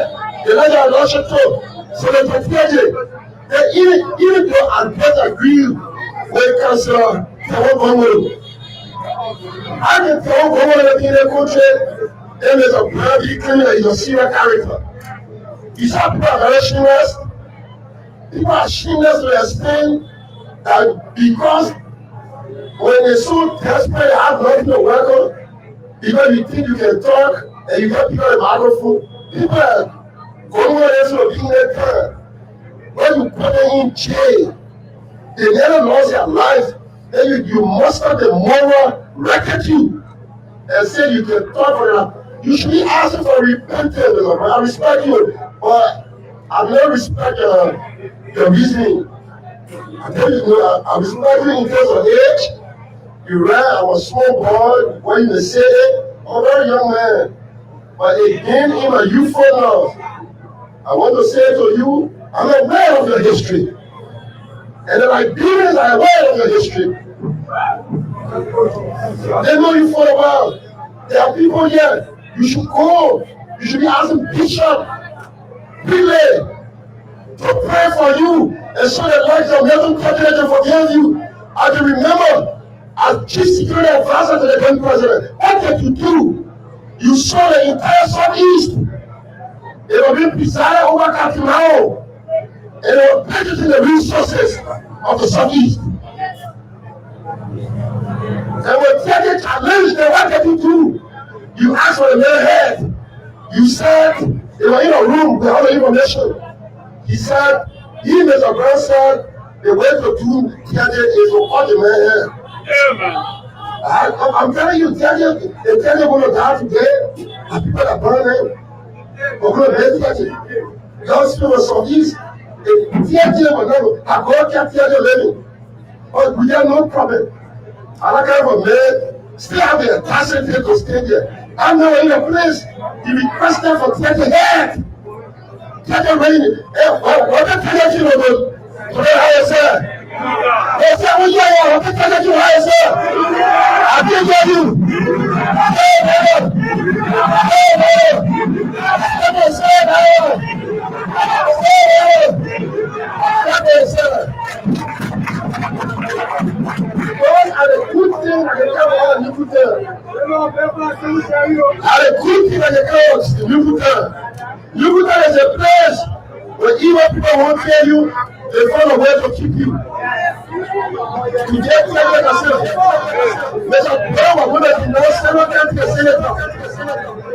Let's let America say, you really want you call yourself friends. The real man you should lead. You should lead a march.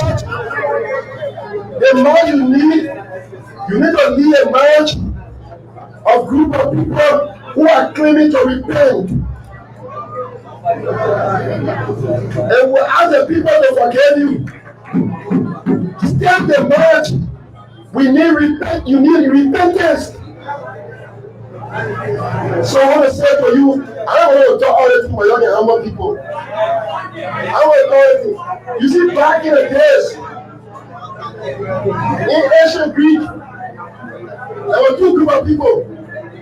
The day of soccer team. They have the sophists and they have the rhetoricians. The sophists were the people who said the truth. And the rhetoricians were people who were embedded with deception and lies. Because they thought they were skillful in oratory. So they would come and defend evil. They were being intoxicated with their skills. If it was in those days, even Socrates was just dancing, you know, Socrates was true. Because he will become a representation, an agent, an apostle against truth. That's what the man has no of. If I in a jail or in that again for politics, he could be represented as an apostle of lies, an agent against truth. But you know, to say to me that the person in front of him, I want to say to you, they got something called comic, they got comic relief when you're facing show. So the man is entitled to what you call a comic relief. To look at men who got blessed, that you can give me as a brother, and that's 300 years. You can never achieve 0.2% of what George here achieved. And the man said, you see what I'm losing, I'm not surprised. You're not scared of God. They have been witness of poverty in this country. They may wear, he said, after taking word, he insulted Madame Salif. The same way he insulted Madame Salif. Madame Salif came going back and said, "Don't come back." The same way you saw me, use the same way to insult yourself and insult other people. Amen. But you see, what you know is that if I said, we will not do that. Tell the man who plays soccer in the heart of racism. In the heart of racism, when people used to hate black people, they may not bother and bore. The spectator. They may take sports science. He played. So there's a bro, don't bother. That attention you're seeking will not be around you. But again, journalists, Young and Hammer, one of my people, I'll be honest with you, Mr. Brown, respect him. Just like he has some, in terms of his rationality, he needs some level of readjustment. Yeah, man. He needs to go there and rethink that. But in terms of him, and the state of you saying, well, he's an old man, I'm a young man. And for the record, I'm 27 years of age, so he's quite right. Yeah, he's quite right, I'm very young. But it doesn't in a way deny me and get the fact about history in this country. We are victims of his leadership. and people around. And let me say to you, the lens of Togo has called your name, we're gonna respect you. And also too, I know you personally, you're my bigger brother. We meet frequently, you know exactly what I'm talking about. You're somebody that I enjoy your respect. When we're in activism, we interact. But sometimes I'm baffled, unless you tell me the reason. But I yet to believe, I'm struggling to believe that you can be in a theater where the likes of a former security advisor of the regime that chased you out of this country. When men, you now escape death. Today, are you saying because of power, you will ignore history? History cannot die, it's stubborn. Talking. We are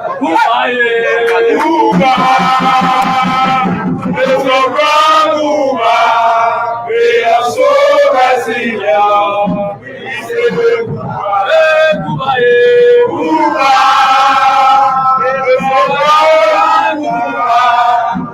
are so resilient. We say what we say to you, to say that we are fair. To also tell us when we are spying the place, you can decide to call them. You can decide to call them. I can tell you that Liberian people are true people. Even in the ANC, I can speak to you. There are people. You get in the people party with no respect for the people. And I know Chamaku. Chamaku, I worked with you before. And Chairman now to the Congress of Organic Change. I understand your political fortitude. I know who you are. For you to be in that theater and all kinds of things taking place, you can be in a space and you think that you're so desperate and you think what you can do to come across, don't be in front of you. Other things also. By the way, you can decide to do that thing yourself. You have a question. However, it's about the government. I'm here in my capacity as a citizen and as a Secretary General to say to us here, people, we may not have in any way participated in your days. Apparently, we were not even born, we were kids. But since our time of the process, our history in this country right here, and those who work for you know it fully well. We do not leave for the back. We do not turn our face.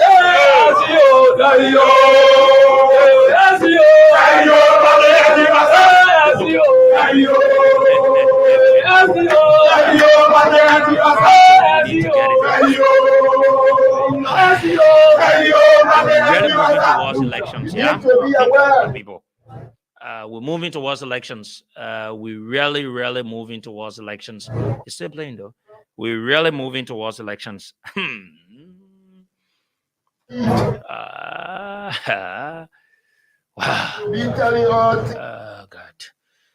We are moving towards elections. Definitely, we're moving towards elections. You see how? And okay, so we're going to provide analysis. You're listening to Ambassador Louis Brown from the ANC end. You're listening to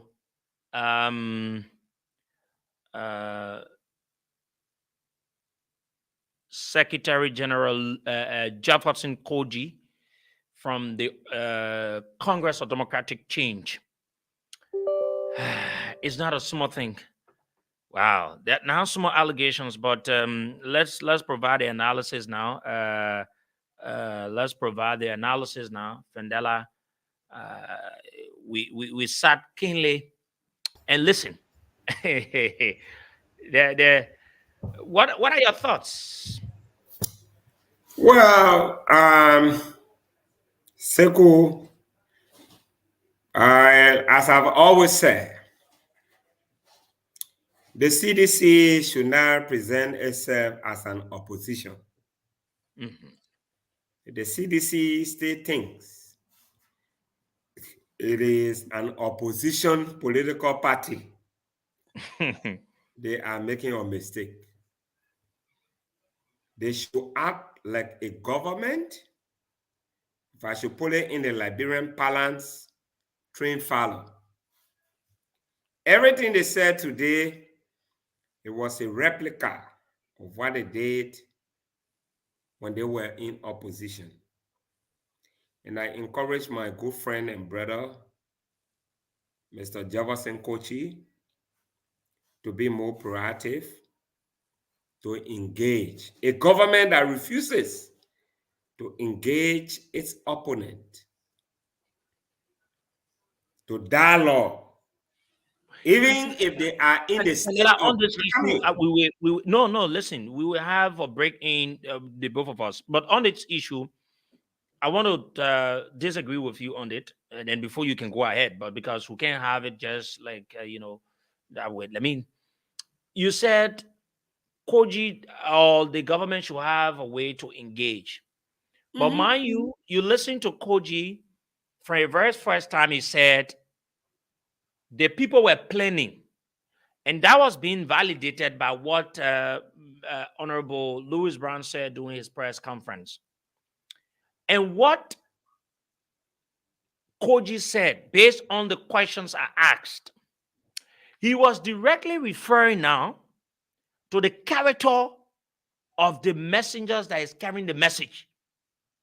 It's not that, in my own mind, it is a tactic, but he was being specific. If to say he could just speak of the entire ANC in a sense where maybe it could give a scare tactic, but I don't know what's the much more better means or ways you think that he should have responded or engaged that issue. Should it be a dialogue issue to respond to someone that was the person said? Let me say this.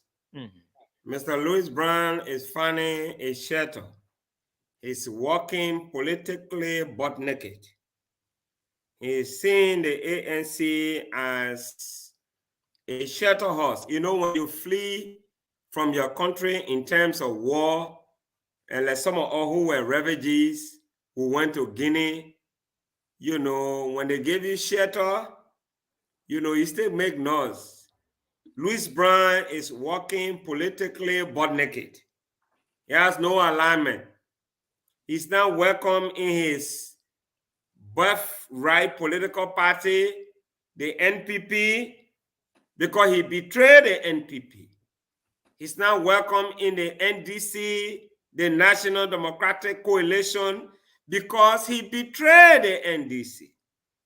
He's now welcome in the UP that he served in after he said the president of the Republic of Liberia desecrated the sanctity of the Liberian presidency. He served in that government. He betrayed that government. So politically, he's walking butt naked.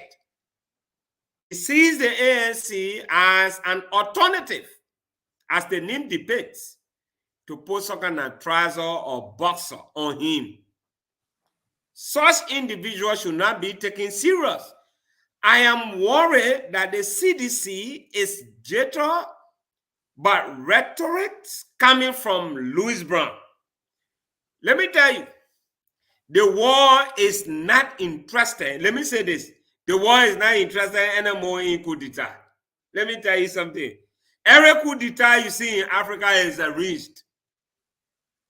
The other day, I had a time to speak to groups of international experts from Europe and America. The one that happened in Guinea, the man was tired. It was an arranged coup d'etat. He told the people, you know what, I don't want to live like, you know, you can't take over. You people are my brothers. The only thing, let me be in protected custody. Le man, how you overthrow somebody, man? Have you that the man have been taken to court? The city in Mali is a way of allying the soldiers to get their benefit. Because if a neutral person goes into power, that neutral person will not be able to seek the indulgence of the soldiers. After a period of time, when you overthrow today, believe me, keep this recording. The guy who just overthrew in Mali, he has 3 years. From now to 2025, you will hear another coup d'etat in Mali. That man will leave, nobody will touch him, he relax, another man will take over. This is the new trend. When it comes to politics, the CDC has to understand.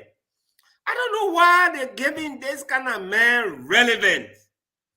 Louis Brown is walking politically butt naked. He's looking for political institution that can accommodate him. No, but Louis Brown is a big person in ANC. Let me say this. What I don't want the CDC to do is to be arrogant. You are not, I think Sedition State think they are in opposition. This is the problem they have. You are now in government, you're going to election. Somebody say, we're planning protest December 17. The same time, voter registration will be going on. Invite Alexander Cummings, Mr. Alexander Cummings. A star of your party is planning a protest at the time voter registration is taking place. As a government, we respect the rights of the citizens, but we want to engage. He represents your political institution. He used your platform to announce his "We Tire Suffering" rally. It is in the best interest of the government to engage you as the political leader of the Alternative National Congress. Bring Alexander Cummings into the picture because it is essential. Let's hear what Alexander Cummings will say. But like I said before, if Mr. Alexander Cummings is not careful, the less of Louis Brown will destroy Alexander Cummings. Not everyone that says, I support you, you celebrate. Some of them come with stigma. Some of them come with mutilated characteristics. You have to be careful. I said it all day. I said, Mr. Cummings is a decent character. Some people disagree with me. I've never seen Mr. Alexander Cummings involved in any wahala.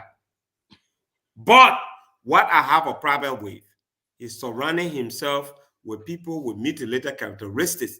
A Louis Brown, who used his platform to threaten civil liberty, that they will use lethal and non-lethal force on protesters who dare to take to the street. But guess what? We defy him. We defy him on that day. We went to the street. And the issue of lethal force was not utilized. The mandate of the people was heard. The CDC should not tread the path. My only disappointment in the CDC is you let protest consistently. When somebody talks about protest, you should be finding strategies. You should not give them relevance. Louis Brown, I'm saying this to anybody. Louis Brown cannot put up to 500 persons on the streets of Monrovia. Never. He cannot. He's totally disconnected, politically born naked, and he is uninformed and detached. That man does not have a character that projects a new image. If the ANC thinks that they can use him, you know, he got swim off. I would not want to sit on this platform to say he is not an intellectual. He is a seasoned intellectual. He's a very good communicator, but he's the wrong messenger. That's the only thing. People do not trust this guy. This is a man who was dismissed. I come in. This man was given an opportunity to serve in Charles Taylor government. The one we described in Liberia as the zoo of troublemaking, deception, and wickedness. He served in his government. But Charles Taylor, the zoo for wickedness, dismissing. Imagine a Satan dismiss somebody. A Satan can dismiss somebody or dismiss an angel that you are so wicked, you are bad. Imagine. My man, let's see this. No, the CDC, you have to be very careful. If the CDC refuses to engage people to have a dialogue, you are the government. You are not in opposition. The problem of CDC, they still think they're in opposition. Okay, let me come in. Let me come in, right? Let me, you know, and I want to direct my thoughts, my analysis to, you know, the issues raised by the both parties. And I'm getting to realize few things. And honestly, when we open the lines, you have your time. And I'm trying to place a call to Councillor Aloysius Toh, but he's not answering my call. But like I said, Ambassador Brown has agreed to appear on Monday. We wait to see if he will appear. And I also tried to call Senator Tieji to confirm as to whether at any point in time during the Taylor's regime, he was being chased.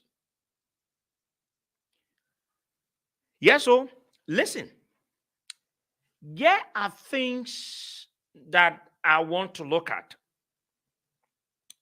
and they are grave enough when they can be proven that it means Louis Brown is a dangerous character. When that cannot be proven, that means what has been said about him needs to be clearly defined and explained to the Liberian people because it has to do with his character.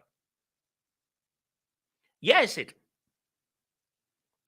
One of the major allegations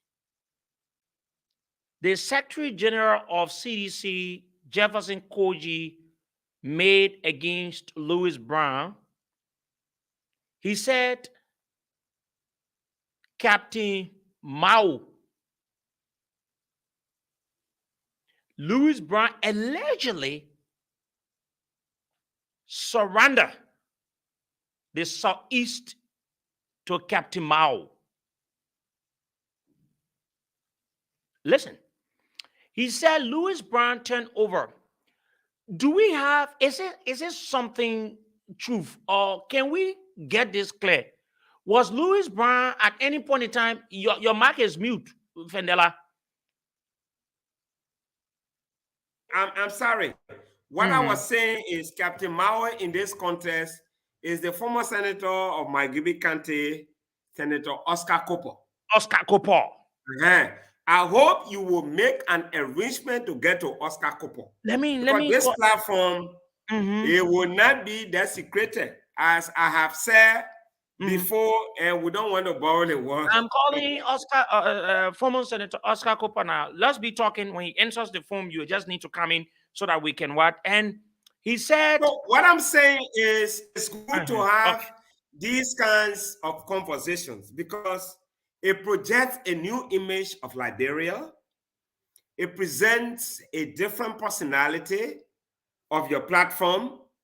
And I don't have a problem. And the CDC should not be afraid of protest because they are the proponents of protest. But one thing I want to say this clearly to the CDC, they protected the presidency of Ellen Johnson Sirleaf. They were civil in their engagements, even though as opposition political party, they were civil in their engagements. President Weah had an exclusive power to topple the regime of Ellen Johnson Sirleaf. And Ellen was strategic. She knew that the opposition was powerful than the regime. You might argue, some of you who are listening, if President Weah was consistent or he had the idea, like any typical Liberian opposition political leader, Ellen would not have earned her term. Let me say it very clearly. But President Weah allowed Ellen. I saw him campaigning. In fact, some of all who were activists, it was the first time in my life to see the NPP, the ANC, and what kind of political party again? LP, Liberty Party, to go and protest on Capitol Hill. Not Capitol Hill, but it's a Capitol Hill or YMCA building. Crown Hill. To say Ellen Johnson Sirleaf must be welcome in the country. First time of its kind to see political parties holding rally to welcome the president of the country. The one they're supposed to be criticizing. but holding a rally to welcome them. I knew that the opposition was bought. So, in as much as I don't agree with many of the things that are said against opposition political parties, but I want to state clearly that sometimes it is essential to emphasize some of these things. Let me just say this. Professionally, before you put anyone on the air, you should talk to them. So I just dropped the line with former Senator Oscar Cooper. And I asked him, he was saying some things to me, which I will not say on the air. Because if he wants to say them, he could accept us putting him on the air. But he said he has no comment. And, he said he's in his private life, so he doesn't want to come in the public about anything. He's enjoying his private life, and so we should allow him be. Now, only in Liberia, this thing happen. As long as you serve in government before we ask you something about why you did, why you were in government, there's nothing about private life in that matter. So people should start, should start doing these kind of things. But I hope you know him that he had to listen. I told him, and at a certain point in time, I asked him when he explained, and at a certain point in time, I asked him, I said, can I put you on now? And he jittered a little bit. He said, oh, but you in the radio station, you on the radio, then you are talking to me. I said, no, you are not on the air. I just want to get your confirmation, and before I put you on the air. I hope you respect his privacy, because anything that he said to you, no, I won't say it. No, I won't say it. So let's respect his privacy. But what I was saying is that we have to be very careful. Sometimes I see a lot of people. Most people, they are afraid. They are very, very much afraid. When the last time I saw it to the Central Bank of Liberia trying to let me say it, because that good point are trying to raise here. So it's a clear secret, or it's something that we can agree, or it is something that former Mahangidi County Senator Oscar Cooper worked or had something to do with the Taylor's administration. But another thing, is it confirmed that Ambassador Louis Brown served in Taylor administration, which I can say yes. Let me serve as managing director of LPRC. That's what I'm saying. So this is what I want to say. So it means I'm looking at it from a context where it is not because they say you are working. Wait, I come in quickly. Let us not prolong this argument. The man said he was dismissed for stealing. Period. No, it's not just dismissed. The man said when Ambassador Louis Brown served as security advisor to then President Charles Taylor, people were being haunted, and he was specific about few individuals. These are things you need to look at. So if that is true, then Louis Brown should not be having a face looking at his past records. That's what I'm trying to bring out. If is true. Some people that are listening to this media institution tonight, some of them were not even mature enough to listen to what Louis Brown said. Let's look at what Louis Brown said. They say the monkey does not leave its black hand behind, right? When Louis Brown was Minister of Information under Ellen Johnson Sirleaf, he created a platform that people said when you get on the street to hold rally, to protest, they will use gun on you, hard bullet. They will use it on you. It was under his watch when the Ministry of Defense, the NSA, the DEA, and of course the Liberia National Police, they indicated clearly, anyone gets on the street to hold rally, to protest, they will use lethal and non-lethal poles on you. Meaning, they will shoot you with gun. When you get, to some extent, they may reduce it. Some people, they will not use gun on them, they will use rattan on them, Ministry of Defense. So, it's important because these are things that Liberians at times over. They're doki family issue. Do you have any idea about Doki family issue? I think the Doki family was linked to Benjamin Yeten. But not, I want to say there clearly that we heard that many times that Benjamin Yeten was the proponent, even the TRC report carries that. So I don't want to sit on this platform to indict people. The Doki family, I remember when the Doki family were murdered under mysterious circumstances. Charles Taylor dismissed his first Minister of Justice, Peter Kaba. You know, dismissing. I don't know whether Peter Kaba is stay around. If he stay around, you need to make contact with him because he was the first Justice Minister. You know, I honor Charles Taylor. And then later on, the Deputy Justice Minister, I think for administration or something, was Kobo Johnson. You know, he used to live on the old road, VP road. You know, this time, you know, those days, these guys were big boss. But when Doki issue emerged, Peter Kaba was dismissed. I remember Chancellor was on the BBC that Peter Kaba failed to provide the requisite information with respect to, you know, the circumstances surrounding the murder of Okay, Fendela, we've listened to them. Let's do us, because we have more people listening. Let's go to the lines. Okay. Let's go to the lines and listen because we want to take more calls today. Let's go to the lines. Call us, folks, please. Call, speak to the issue. Let's not use, unpleasant words on the radio. You can disagree with what we will say. You can disagree with what the Secretary General of CDC said. You can disagree with what Ambassador Louis Brown said. But you need to respect them and also respect the dignity of our show. Will not allow you to insult anyone here. You can disagree with anything. You can use all the strong words, but don't insult on this show, please. But at the same time, I want them to proffer recommendations because we are finding solution.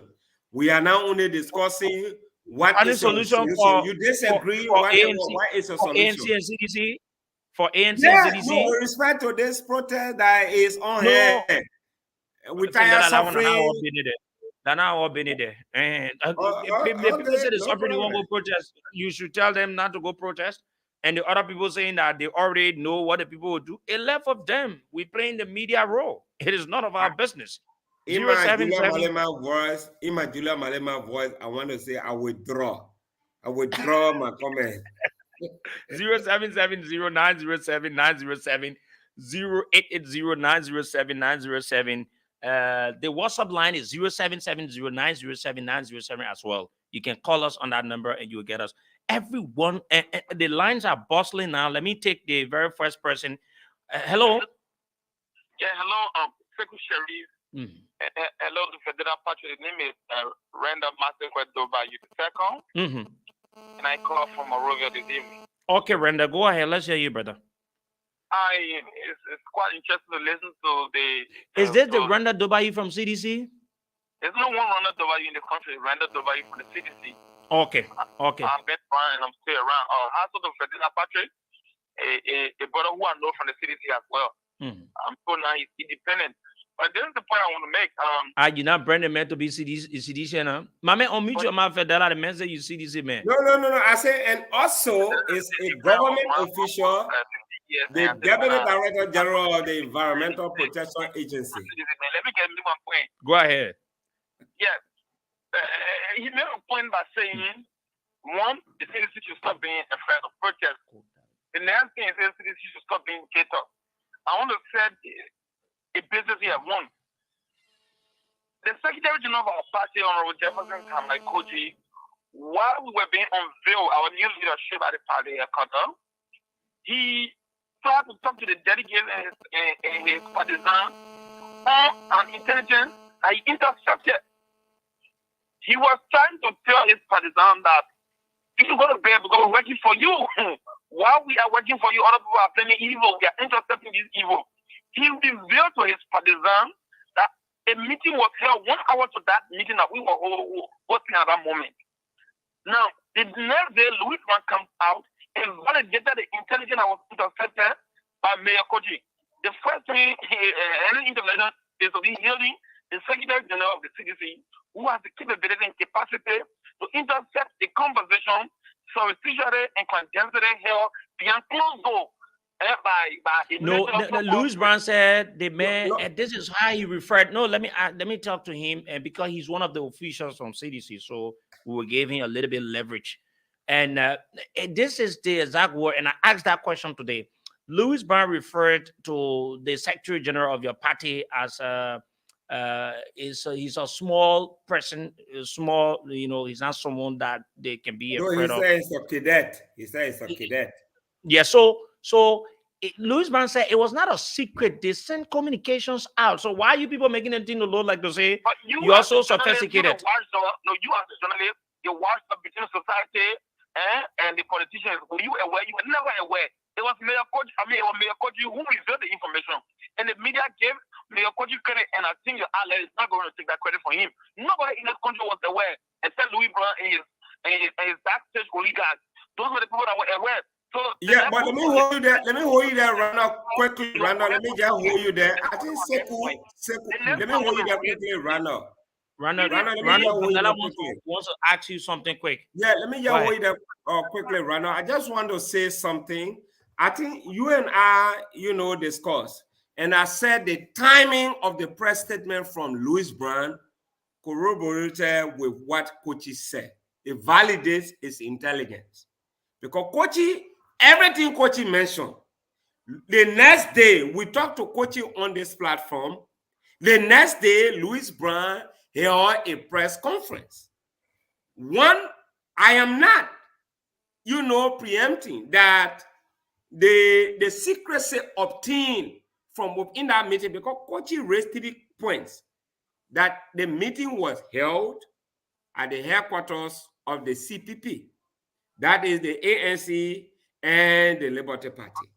And but Fendela, let Randall go ahead. He wants to ask because we don't want to hold him on the line. Okay, Fendela, Randall, go ahead. Randall, go ahead. Let's give the callers the time, Fendela. Our party should not take out about protest. I think that is inconsistent to what we try to display. We are not gendering. Matter of fact, and why you people keep talking about it now? No. In fact, it is Secretary who brought that question today. The Secretary General went to a program and he spoke about something quite different. We spoke about our president petition ceremony, or what the Secretary General, he did not mention a name, Louis Brown. It was you, Secretary, who imposed that on that program. And so the Secretary General did not want to. And you are right. Listen. And this, journalism is about truth telling. And I want to agree with you. You are 100% right. He did not speak about. And I also said on this radio that it was not a press conference. It was a citizen engagement he had. And I got the information and I thought to go there and ask that question. So let me conclude my point now. Don't treat me like to say. Let me learn.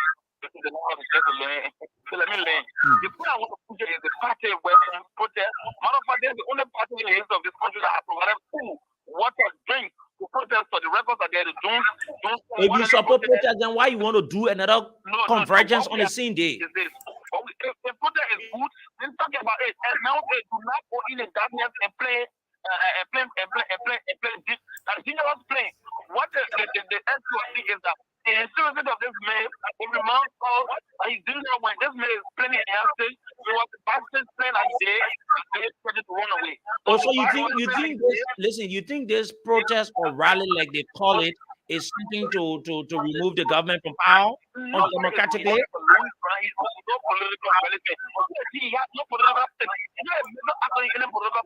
Okay. Thank you, Randall Dubai. Let me go to the other lines. Let me go to the local people too. Hello. Good evening, sir. Yeah, good evening. This is Peter Gula, calling from district number 8.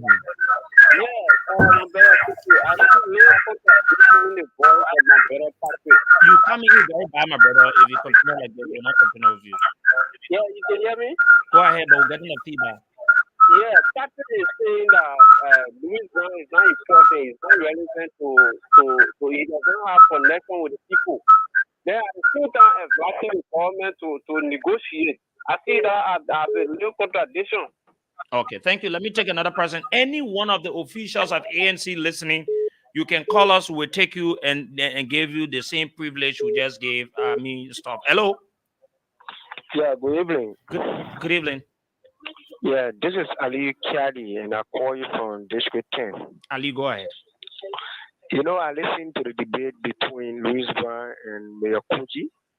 I think it's a mismatch, actually, because Louis Brown is speaking to issues that are glaring. And in the worst case scenario, moreover, we don't even need Louis Brown to tell that Liberian people are No, but suffering. this is the point in which the Secretary General is coming. He feels that Louis Brown is not the right person to make these kinds of statements. No, listen. There is no right and wrong person in pointing out ills in society, in pointing out contradiction. Everybody who is pointing out contradiction in the interest of Liberian people cannot be considered a wrong person when he's speaking the truth. Is Mayor Koji in the right position to tell somebody about killing people when Mayor Koji government appointed Kai Fari in Grenada? Mayor Koji party is supporting Prince Johnson. You want to tell people about who to support and who not to support? Okay, thank you very much. Let me take the official spokesperson of ANC, Desmond Eugene Nimlin. Desmond, go ahead. Thank you. Good evening. Let me say good evening to a listener friend of Vandala Publics in the states there. Just something quickly, Sekou. So I heard Randall say people should give credit to Mayor Koji for quote unquote getting intelligence. No intelligence he got.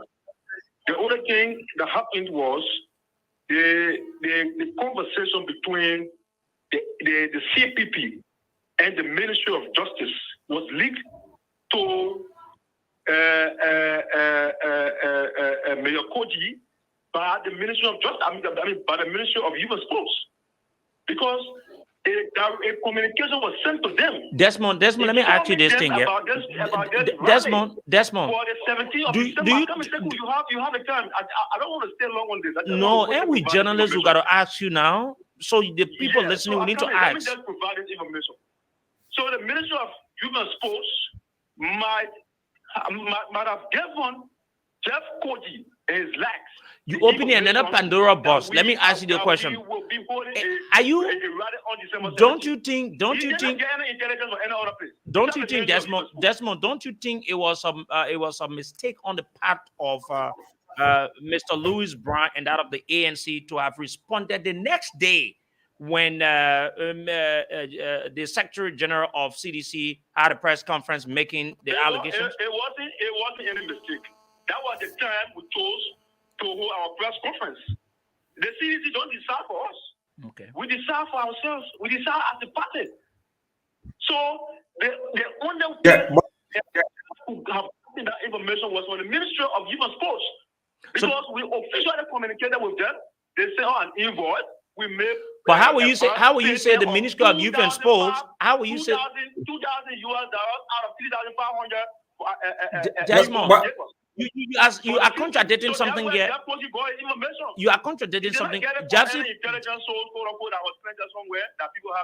Jefferson Koji is at MCC. How possible it is that you will get information from the Ministry of Youth and Sports? If you want to talk about the stats. The Ministry of Youth and Sports is a big brother of Jeff Koji. He's also a physician. The Minister of Youth and Sports. Mind you now, even the current chairperson of the Youth Congress of the CDC, Emmanuel Moba Johnson, works as assistant minister at the Human Sports. Oh yeah, you're right. So where are they coming from? About intelligence. They're not about any other intelligence. That information came from the Ministry of Human Sports. Fendela wants to say something. Please wait. Let Fendela say something. I think the ANC did not do a good job.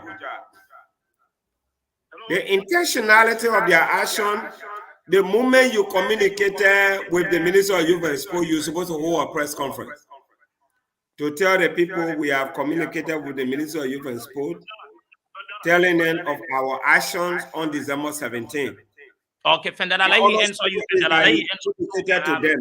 You did not tell us what you were planning to do. Okay, Fendela, let me answer you. You said the interceptor you had between this and that. So I'm really curious to know why you did not, knowing that. Fendela, just would let he come in. Okay, so this is what Fendela is saying, and it makes serious issue. When you wrote the letter, and you've been having engagements with the people, about the rally, you people call it, and the other people call it protest. Why didn't you people announce it? Because you say it's not protest, it's a rally. So rally is much more better off than a protest. Why didn't you people announce it, but you people waited? And when the Secretary General of CDC came up with it, before you came up with a press conference and tried to tell the Liberian people all these kinds of things. As I said previously, our press conference was held at the time we saw a fit to hold it. So, because we communicated with Minister of Human Sports today, then we should announce our rally today? Is that what Vandala is saying? No! We couldn't have done it because it wasn't the right time for us to do it. So listen now, listen. How to run our No, listen. Sekou, I want to be very clear. When you communicate with an arm of the Liberian government, Minister of Youth and Sport, it means your information is now in the public domain. Therefore, it was morally necessary to have announced to the public, because you do not want this kind of situation to come in. We have officially communicated with the Minister of Youth and Sport of our rally, so the public will be aware. In an event the Minister of Youth and Sport say we will not give it to you, you have a backing. Okay, so this is the question Fendela is asking. Is saying he's raising. Did you get Fendela, Desmond? I got Fendela, and he's still saying the same thing. And I will still repeat what I said, or what my answer was. Go ahead. That we communicated with the Ministry of Youth and Sports today. Does that mean we should communicate with the Liberian people about our planned rally? But is it not the Liberian people you try to? Sekou, quickly. The Ministry of Youth and Sport is a public institution. When you release an information sport, it means you are going public. Let's give him the chance. It was in the best interest of the ANC, because the Youth and Sport would choose to deny or accept. Once you issue a letter to say we want to have a rally, it is incumbent upon you, not on our same day, but like the day after, to say we have officially communicated with the Minister of Youth and Sport to have our rally. So they will be under scrutiny to accept or not to accept. But you waited until Kochi came in to say you planning a secrecy. Yeah, before you came up and start saying, go ahead. Vandala, that is nothing to hold on to. That is nothing. I mean, look, we communicated with the Minister of Human Sports on the day we thought to communicate with them, and we announced our rally on December 1. That was when we saw it fit to announce our rally. And listen. But then why listen, Desmond, let me ask you this question. Then why your press conference was in a form as a response to what the mayor mentioned? No. The press conference wasn't.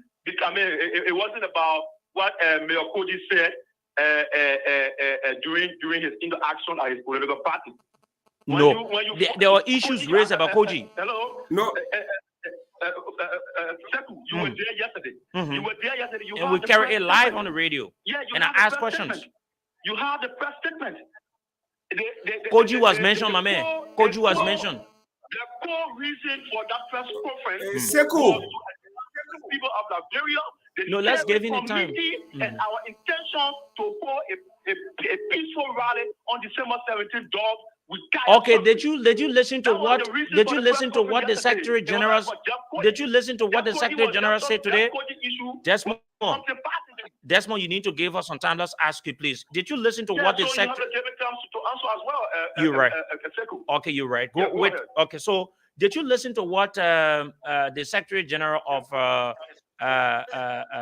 CDC said today about one of your senior partisans, Louis Brown? So, Sekou, you announced to the public at the start of the show that Ambassador Louis Brown accepted your invite for Monday. And Am I lying? Go ahead. No, am I correct? Go ahead. He said he did. Sekou, am I correct? He did. Go ahead.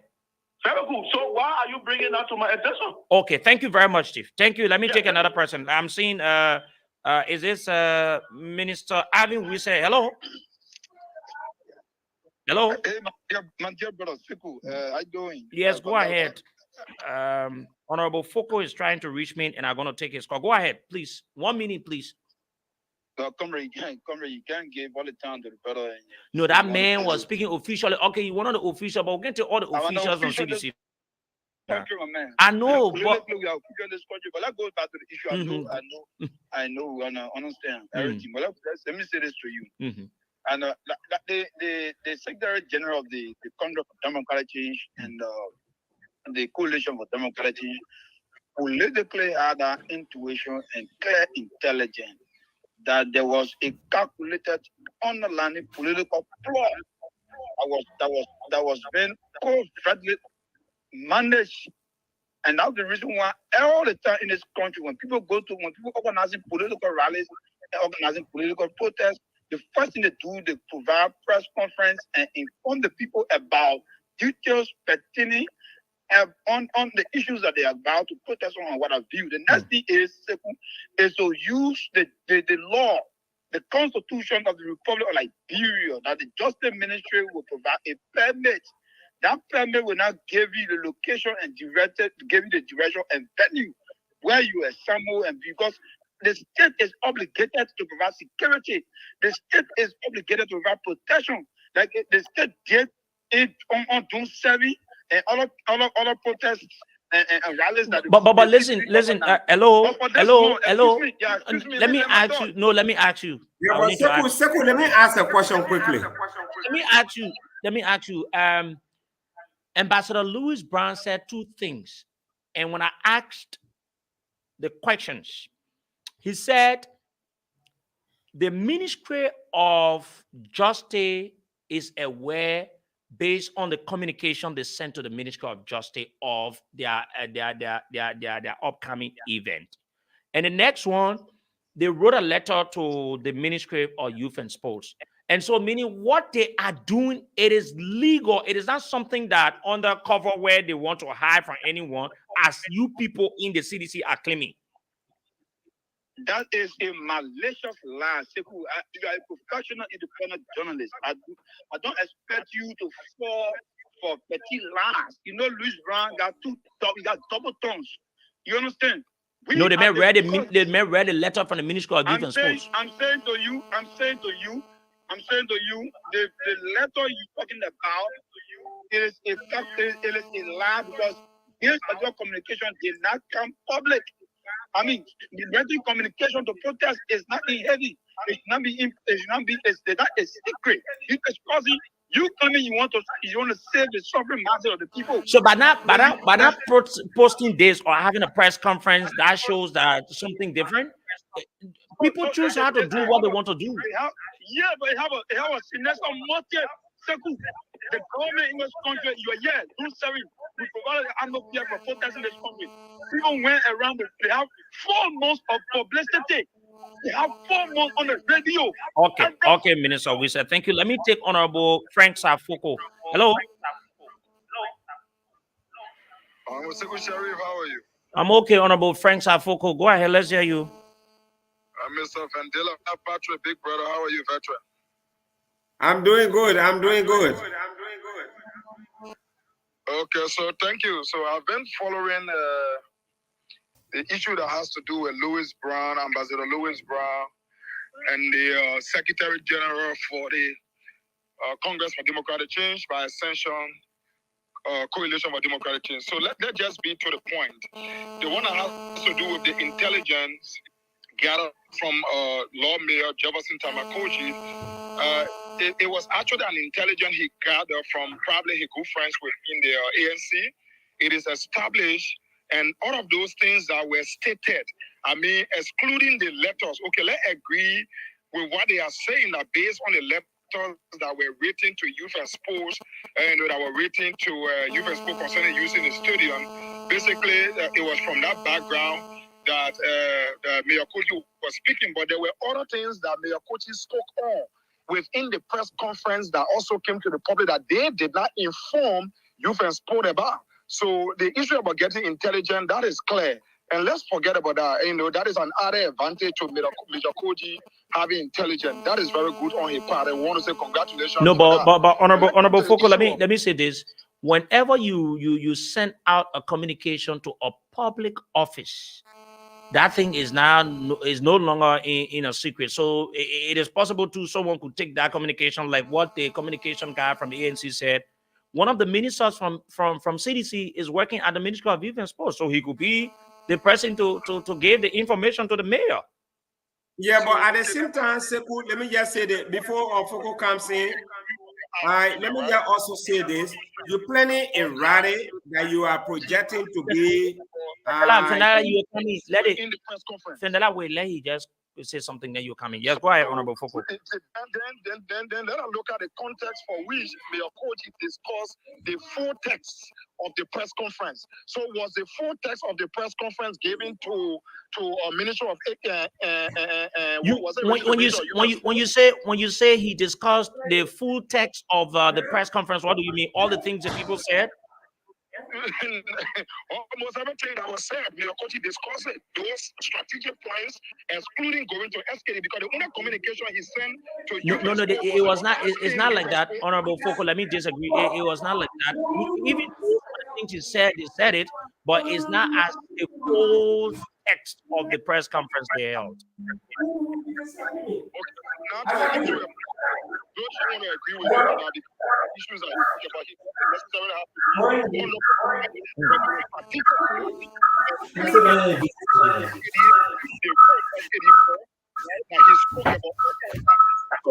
Honorable Foco, what a bad thing about these people meeting to express themselves when the CDC did the same thing here? No, I don't think the mayor response was about a line people said to gather and protest. I don't think the city want to say. I don't think the government of Liberia will be because somebody who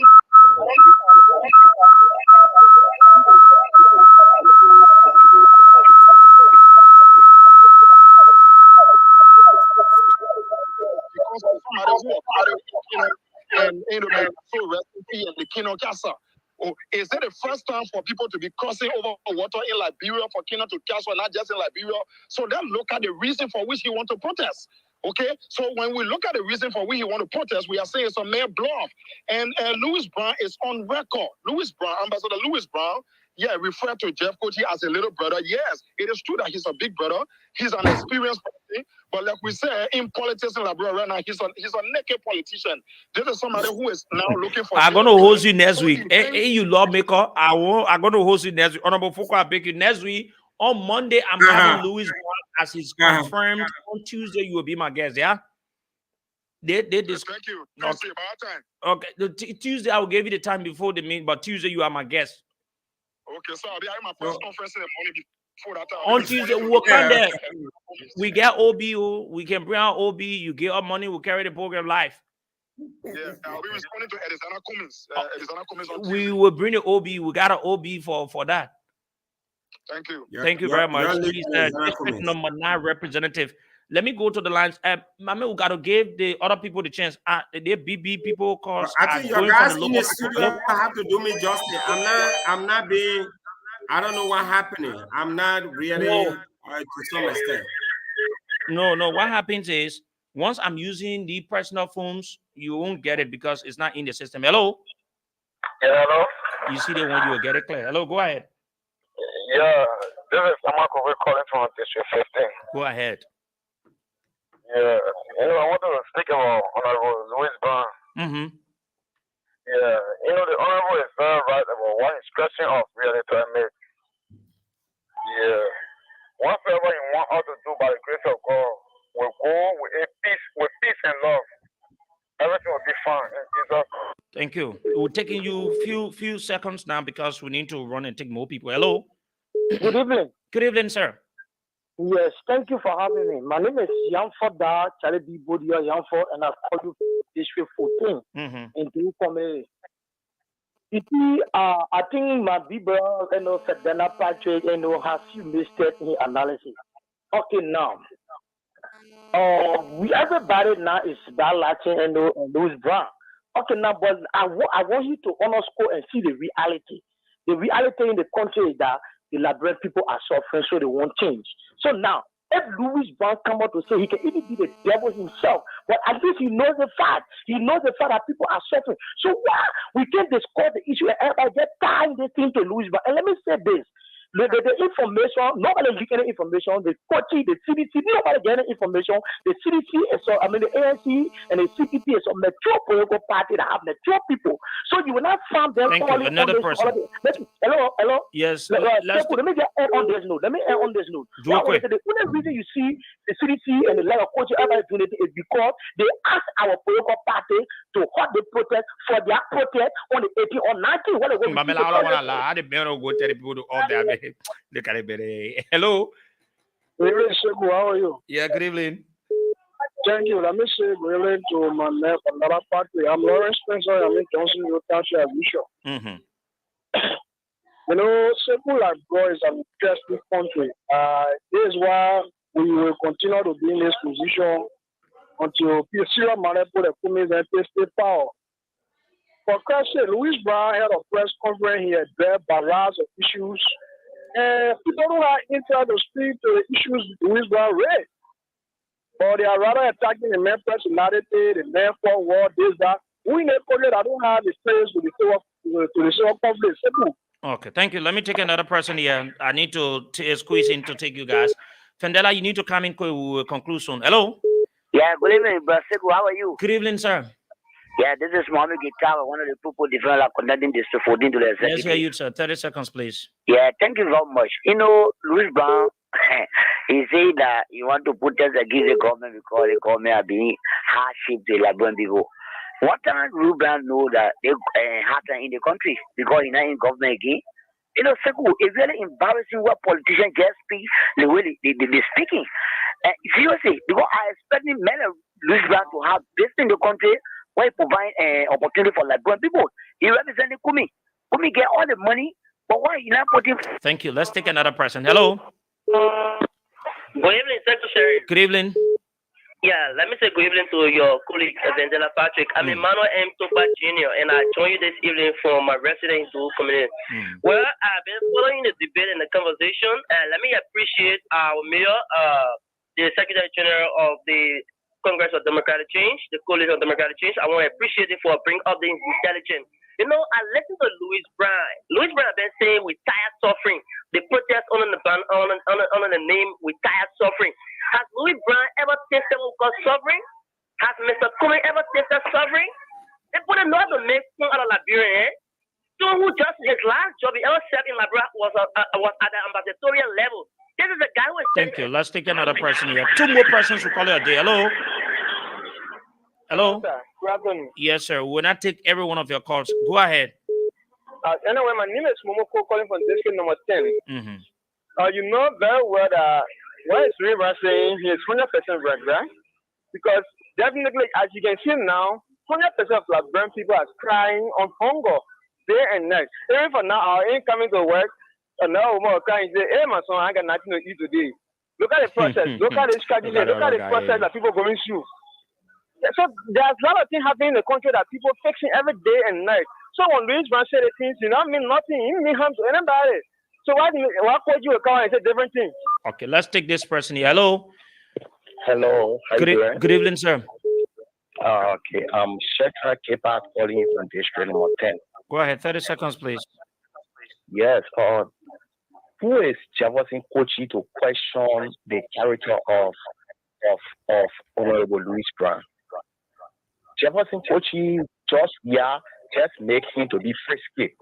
No, you can't talk to your leader like that. I won't let you. I'll cut you off. I want to announce it before people say, I'll cut you off. Yeah? We respect your leaders. We're responding to the person respect and the other person respect. Hello? Good evening, Sekou. Good evening. Yeah, I was on the line just No, Chief, I don't want to. Let's take another person. Hello? Yeah, hello? Yes? Yeah, this is Amos Freddy calling from Tobo Village. Go ahead. Yeah, I only just want to tell is the Liberian people that they must be careful because there's a same thing they did, June 7 protests and they carry going in the street. So they must take time because our president will be coming on. Who they might be careful with? They might be careful with with Louis Brown or they might be careful with the Secretary General People Koji. that come and go by in the street, you know, say they go and protest because that they see people, they see opposition people there again.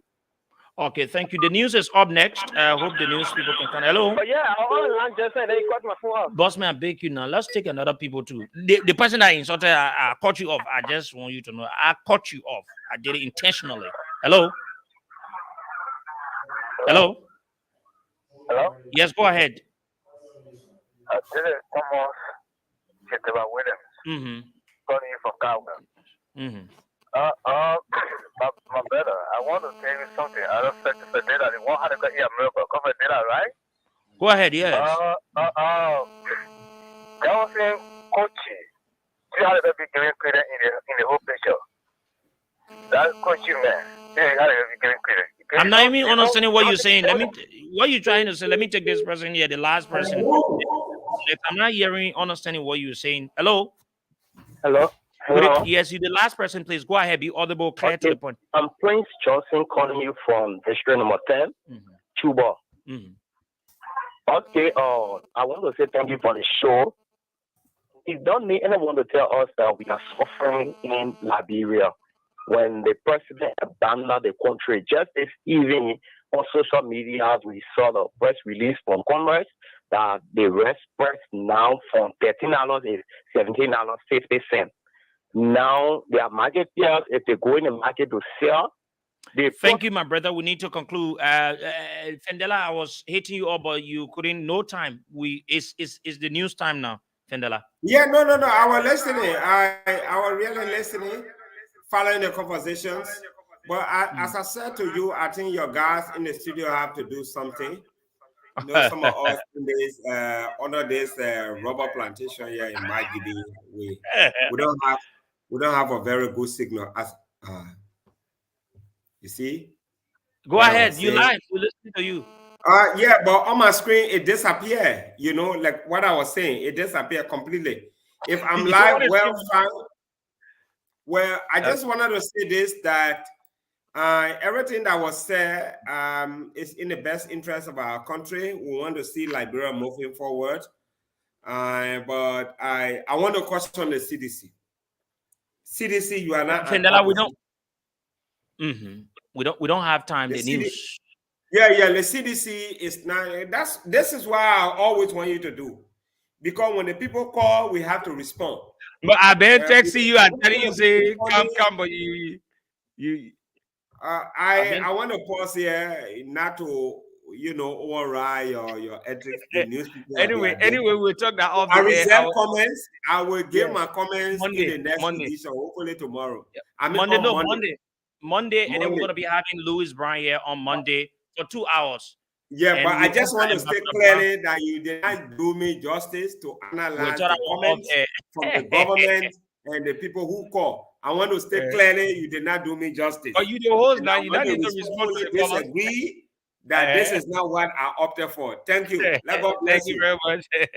But that is it. We'll talk that off. Let me say, everything we do here, it is in the interest of our country, and we are not loyal to an individual. On Monday, we'll have Ambassador Louis Brown, as he has confirmed he will be here with us. And on Tuesday, we'll have Honorable Frank Safoko. Our doors are open to folks from CDC. Our doors are open to folks from ANC, to UP, to other political parties. This radio station is for you people. My name is Sekou. Up next is the news.